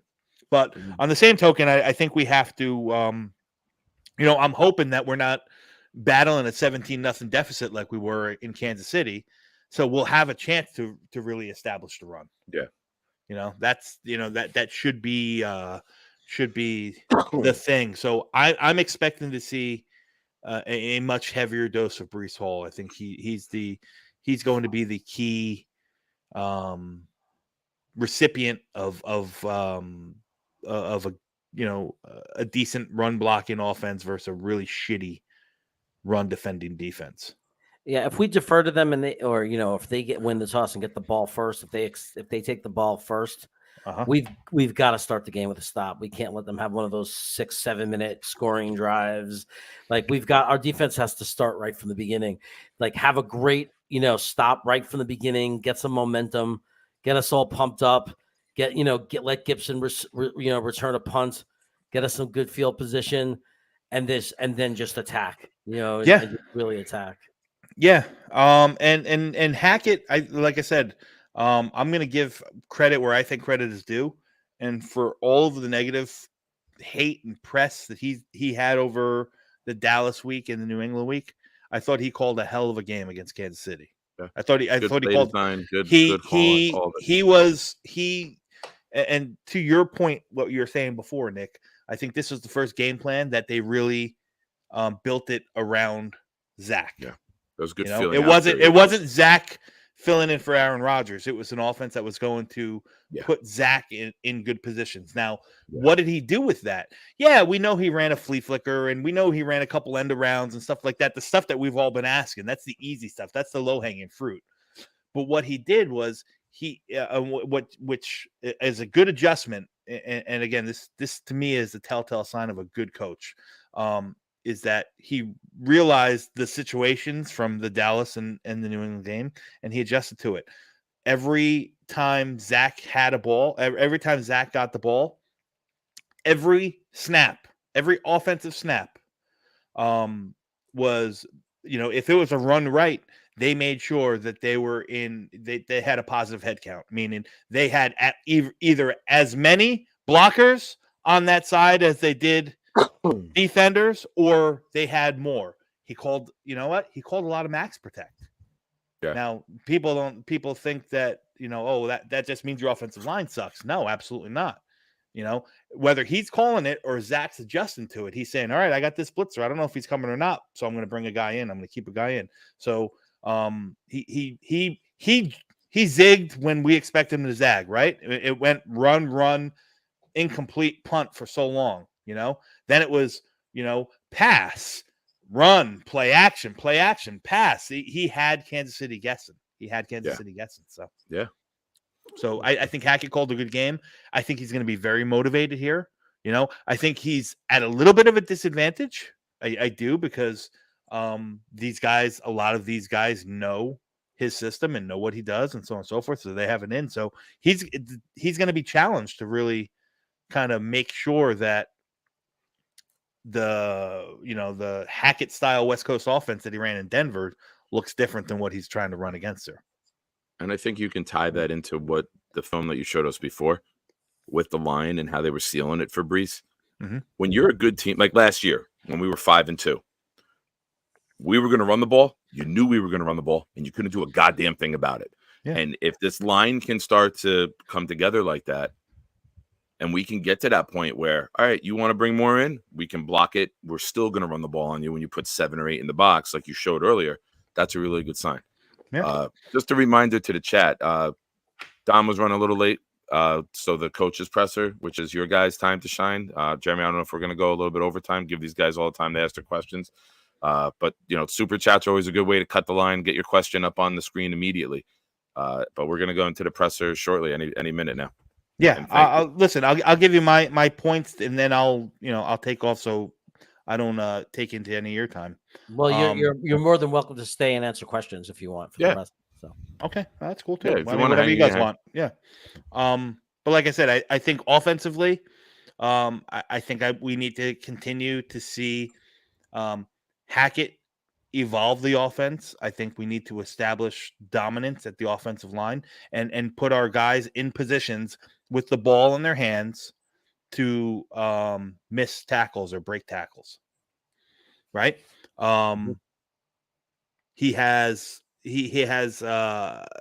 have a real big challenge ahead of them offensively, and the challenge is that with the bright lights in the big city, everyone's going to expect a repeat performance from Zach Wilson. So that's a challenge. I'd like to see them string it together with him. So this is the defense that I think can get right with, or continue to get right with.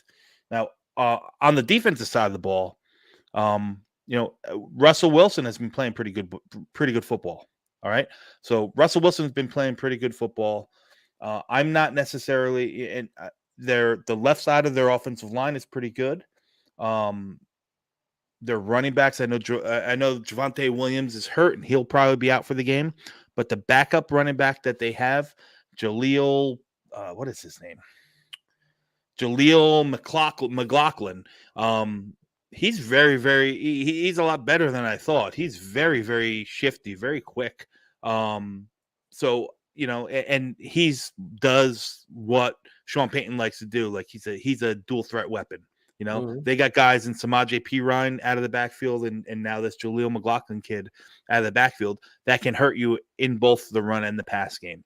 And, I think the running backs have caught upwards of 28 passes out of the backfield. So it's going to be a big challenge for our linebackers and how we adjust to the running backs running routes, because that's very big in Sean Payton's offense. Jerry Jeudy lines up predominantly. Jerry Jeudy has been lining up predominantly in the slot. So a big challenge this week for Michael Carter, especially if he mans up on him. Like Jerry Jeudy's a phenomenal route runner. Now, I happen to think that Michael Carter II is one of the unsung heroes of the Jets defense this year. He's been playing lights out. Him and Quincy have been phenomenal. Which plays to us stopping their strengths, right? Well, I was just saying, they're like I said, I think Russell Wilson has been playing pretty good ball. You know what I mean? But Russell Wilson will use his running backs out of the backfield very heavily in the pass game. Something that I expected, or I hoped that we would see in our offense, which we haven't really seen yet. But so there's going to be a big test. Like our linebackers and Quincy and CJ are going to be challenged a lot. I think Jerry Jeudy running primarily out of the slot is going to be a big test for Michael Carter. I think he's up for it.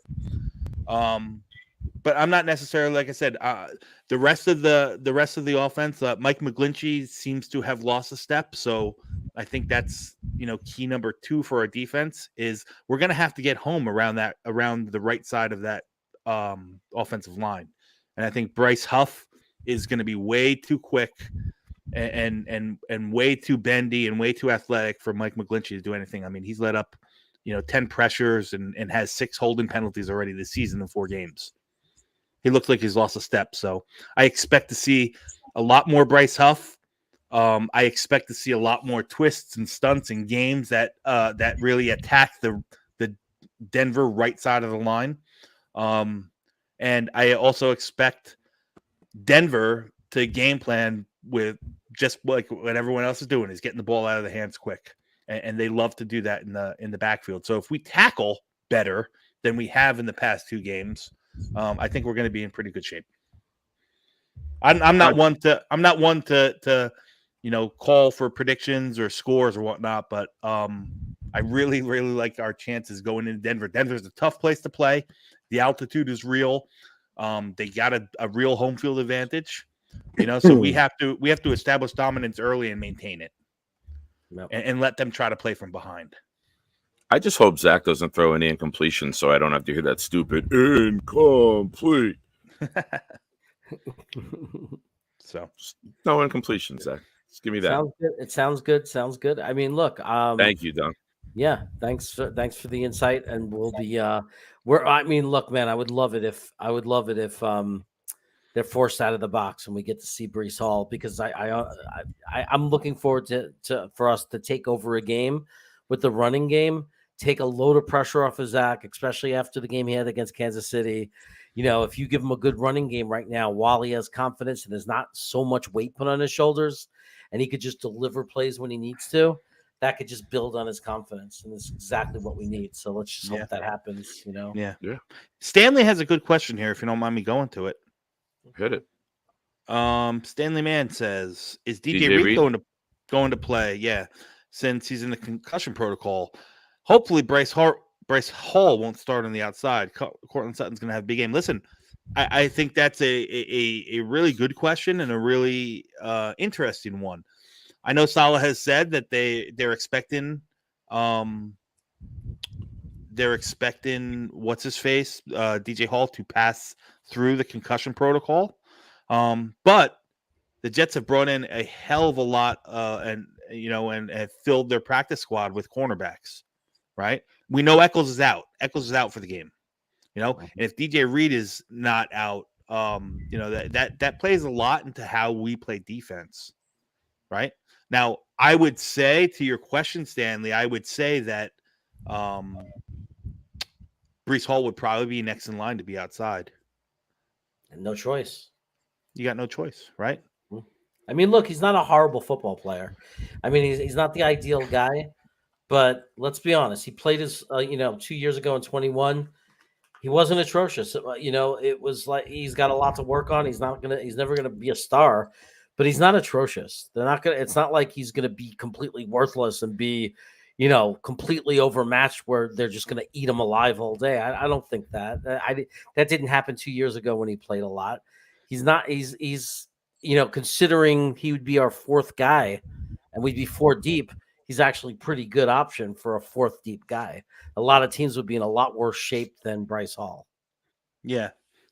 But with the injuries, right? Eccles is out, we know that.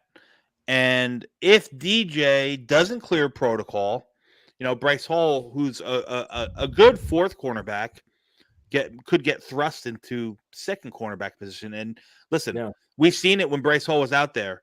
If that's the case, expect them to feed whatever receiver Bryce Hall's covering. Right. And I expect a little bit more man, because that's Hall's strength over the zone. And don't sleep on Ashton Davis having some coverage too. I could see a lot more man. And we've played a lot more man than we did last year. Yeah. So I could see a lot more man with maybe some, safety bracketed help. I wouldn't be surprised if we saw Craig James get called up, from the practice squad or elevated to the 53 to, because he had some run during the preseason, so on and so forth. Yeah. So it'll be Mhm. interesting. Yeah. But you know what will help alleviate all of that? If we could put a crazy, crazy, crazy shitload of pressure on Russell Wilson with a great, with great defensive line play. Yeah, for sure. At the end It of the was day. interesting today to hear Salah say that they expect Reed to clear the protocol by Sunday, when nobody in the NFL this year has suffered a concussion on a Sunday and played the following week. Yeah, And he just got put into the protocol today on Wednesday. So listen, that as might much as be you want to say he can clear it, like it hasn't happened yet this year. no, that might be the coach speak too. Like if there was certainty that he was going to clear by Sunday, they wouldn't have brought in 4 cornerbacks for workouts and signed 3 of them to the practice squad. Yeah. That's the reality. Yeah. And maybe that's why DJ Reed ran by Patrick Mahomes on that one play last game, because he was concussed and he didn't know up from down. So maybe he was confused about what was going on. Yeah. Here's a question. We'll rip around real quick with this one. Okay. Dom, Grandaz, you had 2 questions. After the last game, players stock up and down? It's a 2-parter. Yeah. Grandaz getting his questions worth. Stock up. I mean, it's hard not to say Bryce Huff, excuse me. Yeah. I mean, I think that the guy just dominates when he's on the field. He's just making plays. He's playing at an elite level. Stock down. I mean, Dalvin is the low hanging fruit on that one. I'd say last game. Well, let me give you one more stock up. Also, I gave you one on defense. I think stock up. This might be unpopular. I think Alan Lazard has played really, really well. We know what Lazard is. He's not a burner. He's not 4-2 or anything like that. But he's been a vital part. He was a vital part of the Kansas City game, not only in what he did, in catching the ball, because he had a handful of catches. He caught a touchdown, so on and so forth. But what he brings as a downfield blocker, stalking those safeties and sealing off that stuff, like he's been really, really good. So he's a guy that I think is he's played better than I expected. So he's a stock up guy. Stock down after last game. I didn't care for. I didn't really think Mekhi Becton had a great game. I'm not going to say the stock down like he sucks, but he just had, that could just be a bad game. Yeah. And that's the offensive way I'm going to go. Brees is or Dalvin Cook's a low hanging fruit. I'm going to leave that alone. I'll take 2. I think Jordan Whitehead didn't have he didn't have his best game last game. Like the whole like hit stick Madden thing, like he comes in flying from deep and stop dropping your head. That's it. Just rap for crying out loud. I mean, and it's a league wide thing. It's not just him. You see, that's how Jamal Adams got hurt.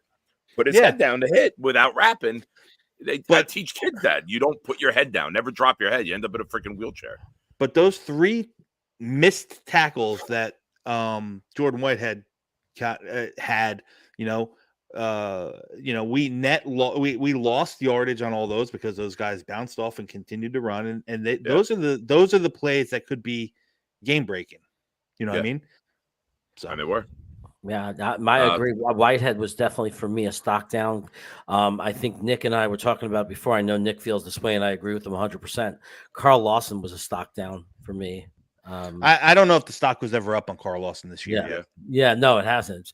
But Whitehead, the stock was way up after the first game, obviously, and it definitely took a hit, because it looked like he was back to his old ways from last year, missing tackles and trying to. I'll say this, I'll say this. We know the game he had against Buffalo. He had a great game. He did not play bad in either the New England or the Dallas game. I thought he had a bad game. Yeah. Yeah. And maybe that's just what it was. It was a bad game. But to answer Grandizer's question as best as I could, I think those two, Mackay and Whitehead, didn't have good games. So based off of last week, if I had to say stock down, those are the two guys I'm choosing. I'm gonna take stock down Randall Cobb with Gibson getting some more plays, and looks like that might be someone who evolves into that 3. Mhm. I'm gonna go stock up. I'm gonna take somebody different. I'm gonna go Tomlinson. The stock was so Yeah. low that being a below average guard is a step up from where he was last year. And if Yeah. he can get to average and be the weak point of our offensive line at average, Yeah. I think that's good for us as a unit, right? I thought him and don't be that major liability. Yeah, I thought him and McGovern played exceptionally well in the Kansas City game. Yeah, I was And saying that was Tomlinson's best game as a Jet, I think. Yeah, and they haven't been good this season. They've been they've been below average, I'd say, all season long. I thought last game they both played exceptionally well. Agree. And then hopefully it's a sign of things to come. Just be average, right? Let And I- Tittman and Vera Tucker be above average. Let Becton be a little bit above average, and you two be average, and that's a solid line in the NFL. And I think we have a scorching hot stock on the rise, Joe Tittman. I really do. I mean, I think we just found another high quality Pro Bowl caliber guard, possibly. I'm super excited. He might be our new star on the team, you know? Yeah. That'd be nice if that could be the norm. Listen, he'll have he's gonna have his struggles. He's a rookie, as most rookies do. But that Kansas City defensive line is legit, and he held his own, man. He not only held his own. Baldinger, I'm sure you watch Baldy's breakdowns. I see him Brian every so Baldinger often. I'll send it to you on I know. Instagram. They tried to free Chris Jones up on Tittman, and Baldinger broke it down, and it was like, it's perfect how he blocks, he slides, he picks him up. They tried to get Jones on Tittman one-on-one, and then he just stalemated him. So they tried to attack him, and he held his own, which is huge for a guy in a second start at a new position. Yeah. Listen, DJ Jones, the defensive tackle, nose tackle for Denver, is a really good player. So he's and like I said, I think Zach Allen, who plays their 5 tech, their defensive end in their odd man front, their 3 front, he's been very good this year. So I think Tittman's going to see a lot of both of those guys. I think Zach plays on the right end, so he might not see a lot of Tittman, if I'm not mistaken, unless they flip. But the challenge is going to be there, and so far he's been up to the challenge. Yeah. Now, thanks for the super chat, DF. I'm not sure what this means, but I don't know. We do our show. Jake does his show. He has a lot of viewers. He's really popular, so he's doing something right. Sorry if he's doing something that upsets you, though. I'm not sure what it is. Do you know what this means, though? I don't. He did a super chat. Well, whatever happened with him, I'm sorry it happened. But whatever we're doing right, let us know what we're doing right if we're making you happy, and that's what we're going to try to do. We're trying to make everybody watching happy. That's all we're about. If you want me to bully Jeremy, just put it in the super chat, and I'll bully Jeremy for a little bit. Whatever makes the masses happy. Yeah. Listen, just keep your shirt on today. Well, that's all I ask. Unless the super chats declare otherwise. I'm trying, but look, I'm glad you like us. Whatever we're doing right, just let us know. And if you ever have something, if we're ever doing something wrong, let us know. In a obviously in a respectful, constructive way. And we're always trying to improve the show and the experience for all you guys out there. So thank you for the super chat. You guys find another question? A lot of discussion going on in the chat back and forth. Guys, this is the coach's presser. This is where you guys fire off your questions. I'm happy. Simple. Right? All right. It's not a question, mate. but it's... Hey, mate. Hi, Mike. So, hi, John. Oh, this is chaos in the house. This is chaos in the house. It was a compliment for Jake. Oh, it was a compliment to Jake. Okay, cool, good. I'm glad. Wild Wave asks, "Can we cut cook and save money?" So, there's kind of a twofold answer to that. Depends if No, someone else picks them up, you right? can't you cannot you cannot save money. What he's guaranteed, which is I think 5.5 million, that's a sunken cost already. Where you can save money with Dalvin Cook is if he's not on the active roster each week, he's guaranteed X amount of dollars. I don't know what it is off the top of my head for every week that he's on the active roster. So if you deactivate him, that's where you can save money. So I think 5 million of Dalvin's 7.5 is guaranteed. The rest of the 2.5 million is game day bonuses. Every week that he's on the 53-man roster, every week that he's active on Sunday, he gets paid. So could there be a point in time, to answer the question, could there be a point in time where they don't have him active on game day? Yes. Could you, in essence, save money in the big picture? Yes. Whatever his game day salary is, whether it's 200,000, 250,000, whatever it is, you would save that. But as a whole, in the big picture, he's already costing you $5.5 million. Yeah, that you're not getting back. Opening day roster, your salary is guaranteed for the season. Well, the guarantee that he made, the way his contract is laid out. So yeah. No questions. No players up. Anybody questions, guys? Fire them out, man. Yeah. So Dom, I think Grandizer is asking where could they find more of your video breakdowns, and he's asking if that happens at Green Bean Jets Fan. It happens on the Patreon. Yes, I do. Green Bean Patreon. I do exclusive all 22 breakdowns every Wednesday on the previous game on Green Bean's Patreon. If you're a Patreon, a tier 2 or tier 3 level Patreon. We have a Zoom every Wednesday where I do all 22 breakdowns. You will see more videos and breakdowns from me on my channel once we get into where we're getting closer into the draft season. That's kind of my thing, and we're going to talk. I talk a lot about prospects and we'll do film breakdowns and stuff like that, but we're not at that point yet in the season. It's still, for me, it's still way too early in the process of watching and scouting and doing all that stuff. On top of, it's still so young in the NFL season that everyone's still in Jets mode. No one, not the only there's only a few sickos of us that really like to talk about the 24 draft. Yeah, I like it. And then sometimes you'll get some film breakdown here. Yeah. Raise your hand, Nick. What's going on? I have no problem doing it. Oh, he was talking about psychos who like talking about the draft. I was slowly doing the hand raise. Here we got a question from Braden. Any fear at all that Denver will have their get-right game against us? Anything's possible. It's the NFL, man. So. It's the NFL. Yeah. It's the NFL. I mean, Christ, did you remember a couple years ago when Jacksonville went into Buffalo and we went into the Rams a few years ago with Sam Darnold? Yeah.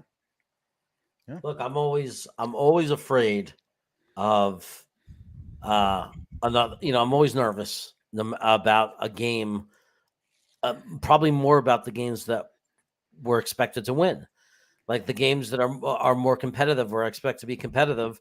Are games I'm more nervous about because, like, I wasn't nervous. I told Dom this when, like on Sunday night when we were doing the watch party with Green Bean on Talking Jets and Ryan, I said, I'm not nervous because I had no expectation of winning the game, but going into Denver, you better believe I'm nervous. I'm going to be very nervous before the game. I'm going to have the jitters because it's a game I believe and I know we could win. And because it's such an important game. I mean, it's like basically I don't see how we'd recover if we lost to Denver and fell to 1-4. I don't really see a way out of that, especially with Philadelphia coming next week, because now you're looking at 1-5. So to me, it's an absolute must win. Like it's absolute. There's no question about it. It's as must win as you're ever going to get. So yeah, I'm nervous. I'm nervous it could be a get right game for Denver because it's always possible. Yeah. I'm not worried about a get right game because I think defense and run game travel well. And I think you're going to finally see the run game that we've all wanted to see. And this is where Brees, this is the redemption game for Brees. This is where it happened a year ago. They're dropping a documentary tomorrow, 12 o'clock on Brees's recovery, which I cannot wait for. But I think this is the game where he tells the NFL, you saw flashes against Kansas City. You saw a flash against Buffalo. I think you finally see this. And the thing that looked different about that Kansas City run, he wasn't getting caught. He looked better than he did in that Buffalo. That Buffalo run, as soon as he got out in the open, you saw like you heard him dying out. You saw him ready to go, and he was not getting caught. Yeah, So I think Conklin falling down kind of Brees tripped him. Changed the trajectory of where it's going. Yeah. I think Brees was too excited. If he would have just gave a little stutter and let Conklin get there, boom, he's gone straight up. Yeah. I saw another question.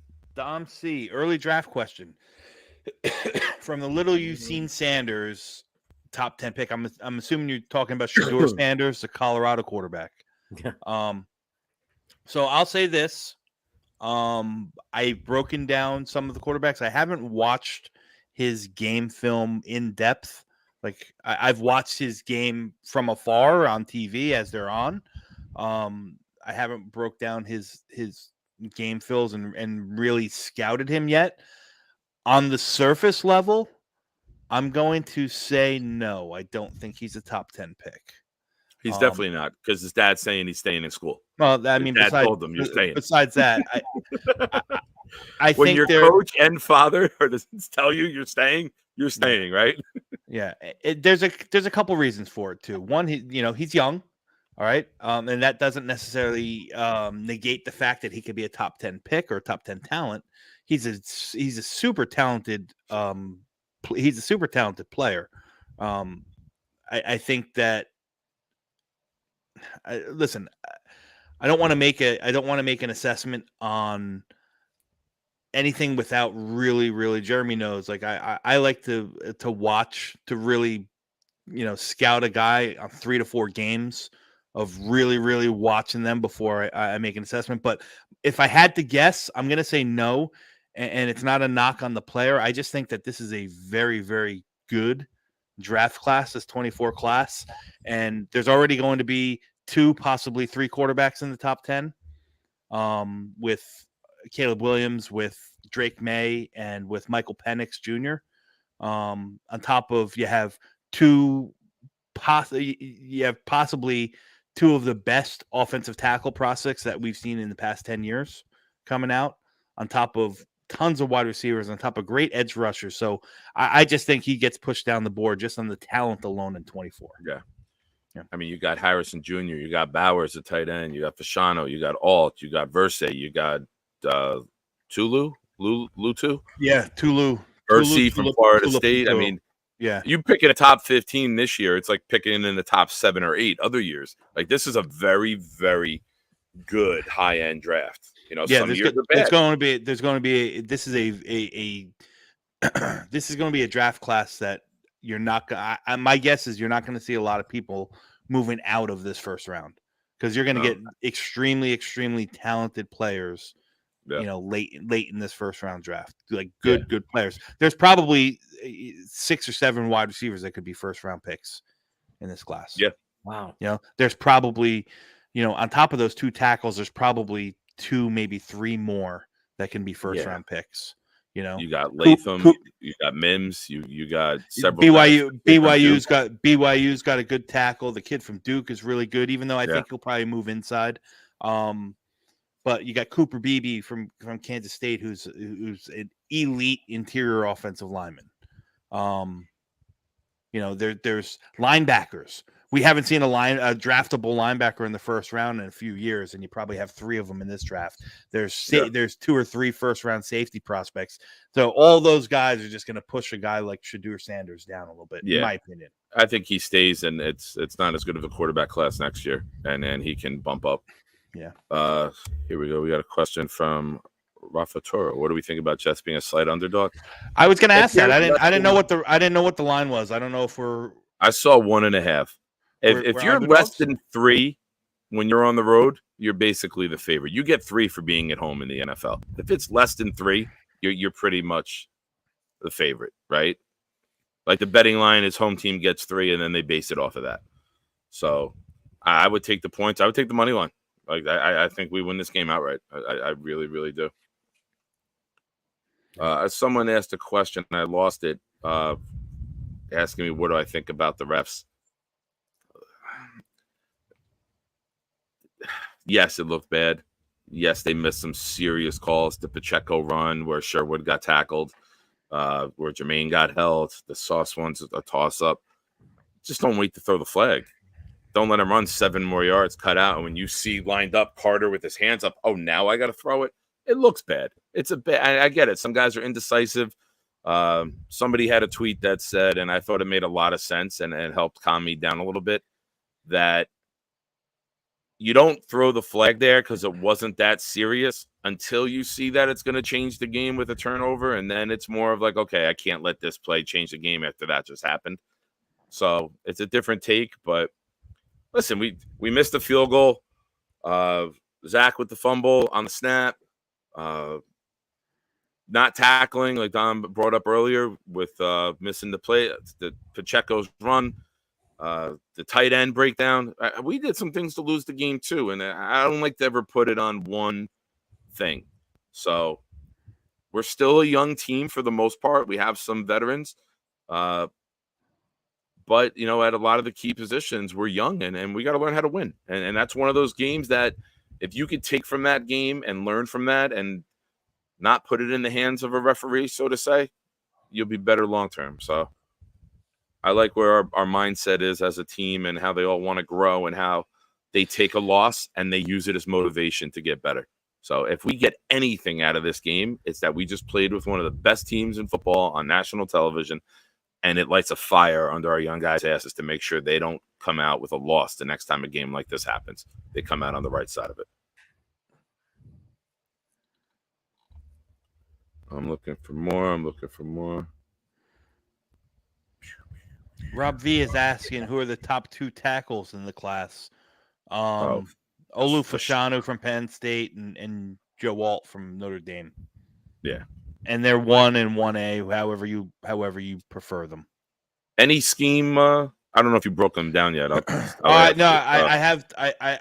done. Are they scheme specific, or they take left tackle, put left tackle? They can do anything. No, I think Joe Alt is going to be non-scheme specific.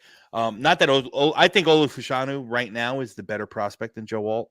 I think they're both amazing. They're both outstanding. They're 2 of the best linemen that I've personally scouted ever. Yeah, absolutely. They blow the class of like Ike Ekwonu and Evan Neal and Charles Cross out of the water. I was just going to jokingly say better than Evan Neal with all the news with him. Yeah. So those 3 guys were top 10 picks, and these guys are tiers, probably a tier or 2 above them. So, yeah, Fashanu is going to be super talented. He's super athletic. He's a stone wall. The guy's big. He's long. Yeah. And Alt's just Alt doesn't do anything bad. He might not have the ceiling that Fashanu has, but it probably is going to have a much higher floor. So I hope that answers your question, Rob. All right. I like that we're an underdog. I like that. It's only motivation for our team, like, to be an underdog. I think it's a little bit of a slap in the face, but I mean, what can I expect? We're 1 and 3 and we're on the road. That's how they see it. Yeah. I see it a little differently. I see a team that woke up against Kansas City. I'm a believer that we woke up. I'm a believer we're going to, from this point to the rest of the season, we're going to look like a much better team and be a much better team. And I don't know, if I was still a very active gambling person on football, this would be one of those things that I jump at, except for the fact that years ago I learned a lesson, and that was never bet on the New York Jets when you're a Jet fan. Tracy Ann has a question here. How much of a problem do you think the troubles at run defense will be? That's a good question. I'm going to say this. and I might stand in the minority, I don't really think we have many troubles at run defense. I think we have troubles tackling. I think our run fits in our scheme put our guys in the right positions. We definitely struggle with runs to the outside, and that's something that Denver per se does very, very well and very often, especially around their left end. Garrett Bowles over there, left tackles, the guy's a stud. But most of their runs are to the outside around the ends, as are Kansas City's. So in Kansas City did gash us at times. But I think the numbers that Kansas City put, if you look at the stats, 157 yards rushing allowed, it's kind of bullshit, right? They got a 52-yard touchdown on a play that had 3 egregious non-calls against us. One where they put Jamian Sherwood in like a Kurt Angle ankle lock, for Christ's sakes. It looked like Mac Jones against Brian Burns. Yeah. And the other was listen, I mean, it counts. I'm not going to say it doesn't count, but that 27-yard scramble by Patrick Mahomes, that counts in the stat book. So that's although that counts as running stats, that's not really an effect of the running game because it's a breakdown on a pass. The guy's just an athlete. So I'm not going to say I don't think that we have a lot of troubles with the run game. I think we have more troubles finishing plays than we do against certain, run defense in general. Denver has problems with the run defense. Their scheme is bad, and their players are playing not up to the level that they should be. I don't think that's the case with the Jets. And I stand on this, and I'll fall on the sword. I know that like people are still harping on the whole 85 Bears DJ Reed comparison thing. Like, I don't think our defense has been bad at all this year. I don't. No. It might not be number one, but they are the absolute least of our problems. Yeah. So that being said, what's your prediction for the game? A Jets win. Number wise, I don't know. I don't know if I can give you a score, but I'll try to conjure one up. I think the Jets come in. I think it's closer than you expect because I think the Jets dominate in the time of possession. And they probably settle for field goals at some point when they should score touchdowns. So I'm going to say it's 27-17 Jets. Nick?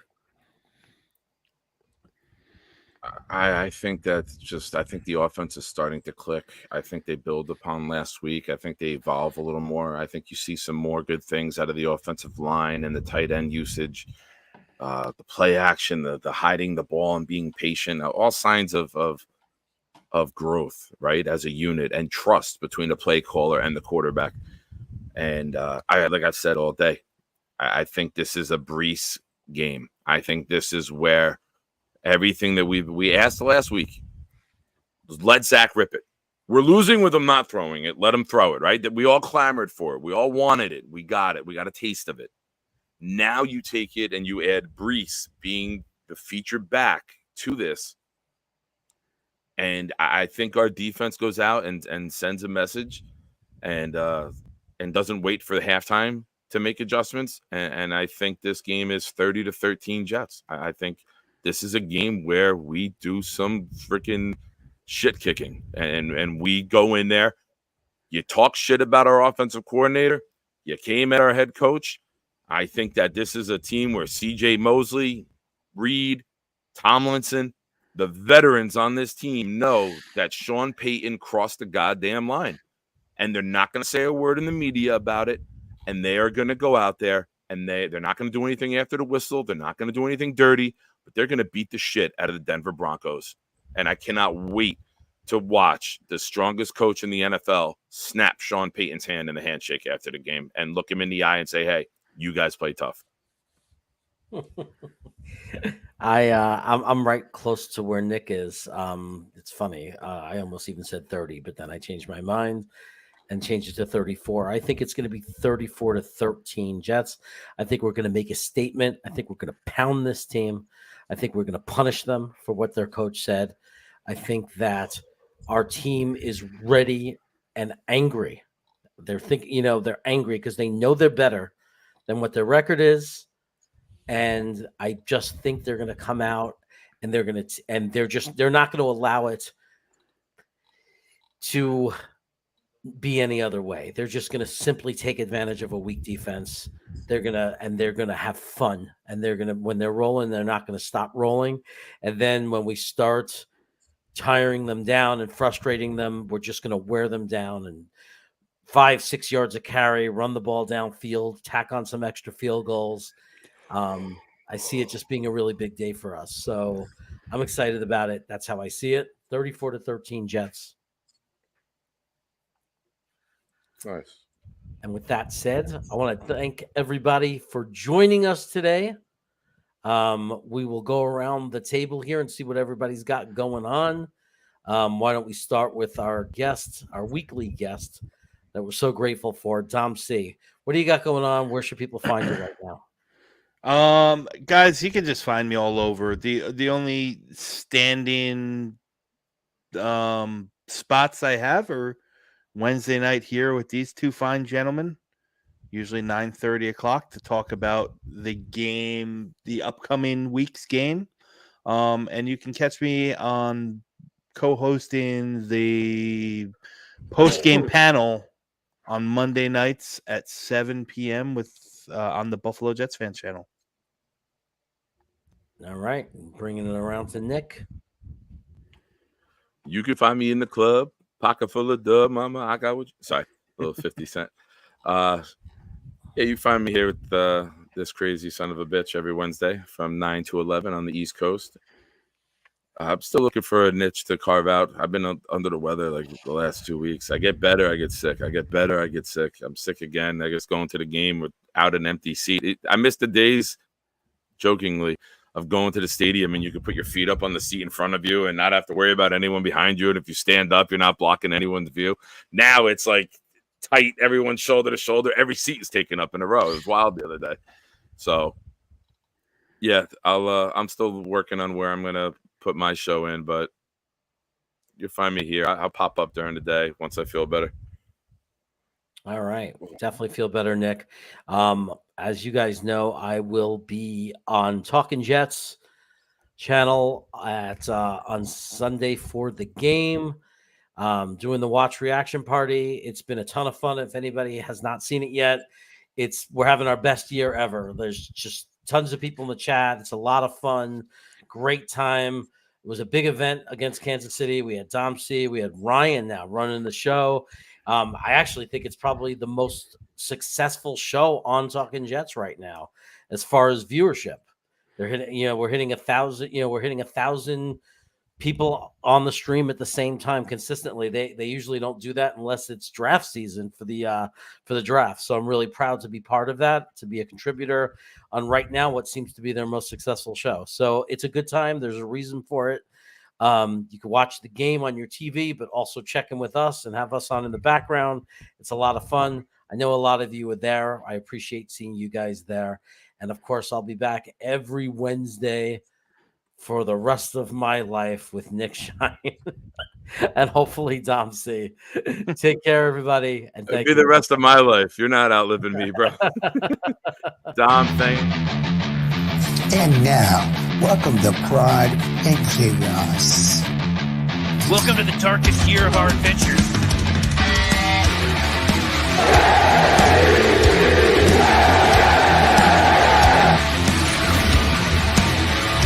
Oh, yeah!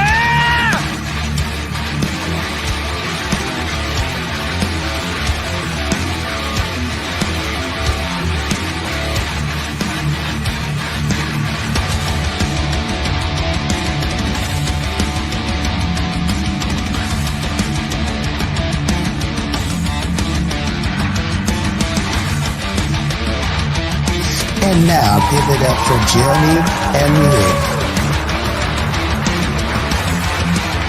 Now you scared me. And as usual, Nick is wrong. Why are you the way that you are? God, I can't stand you.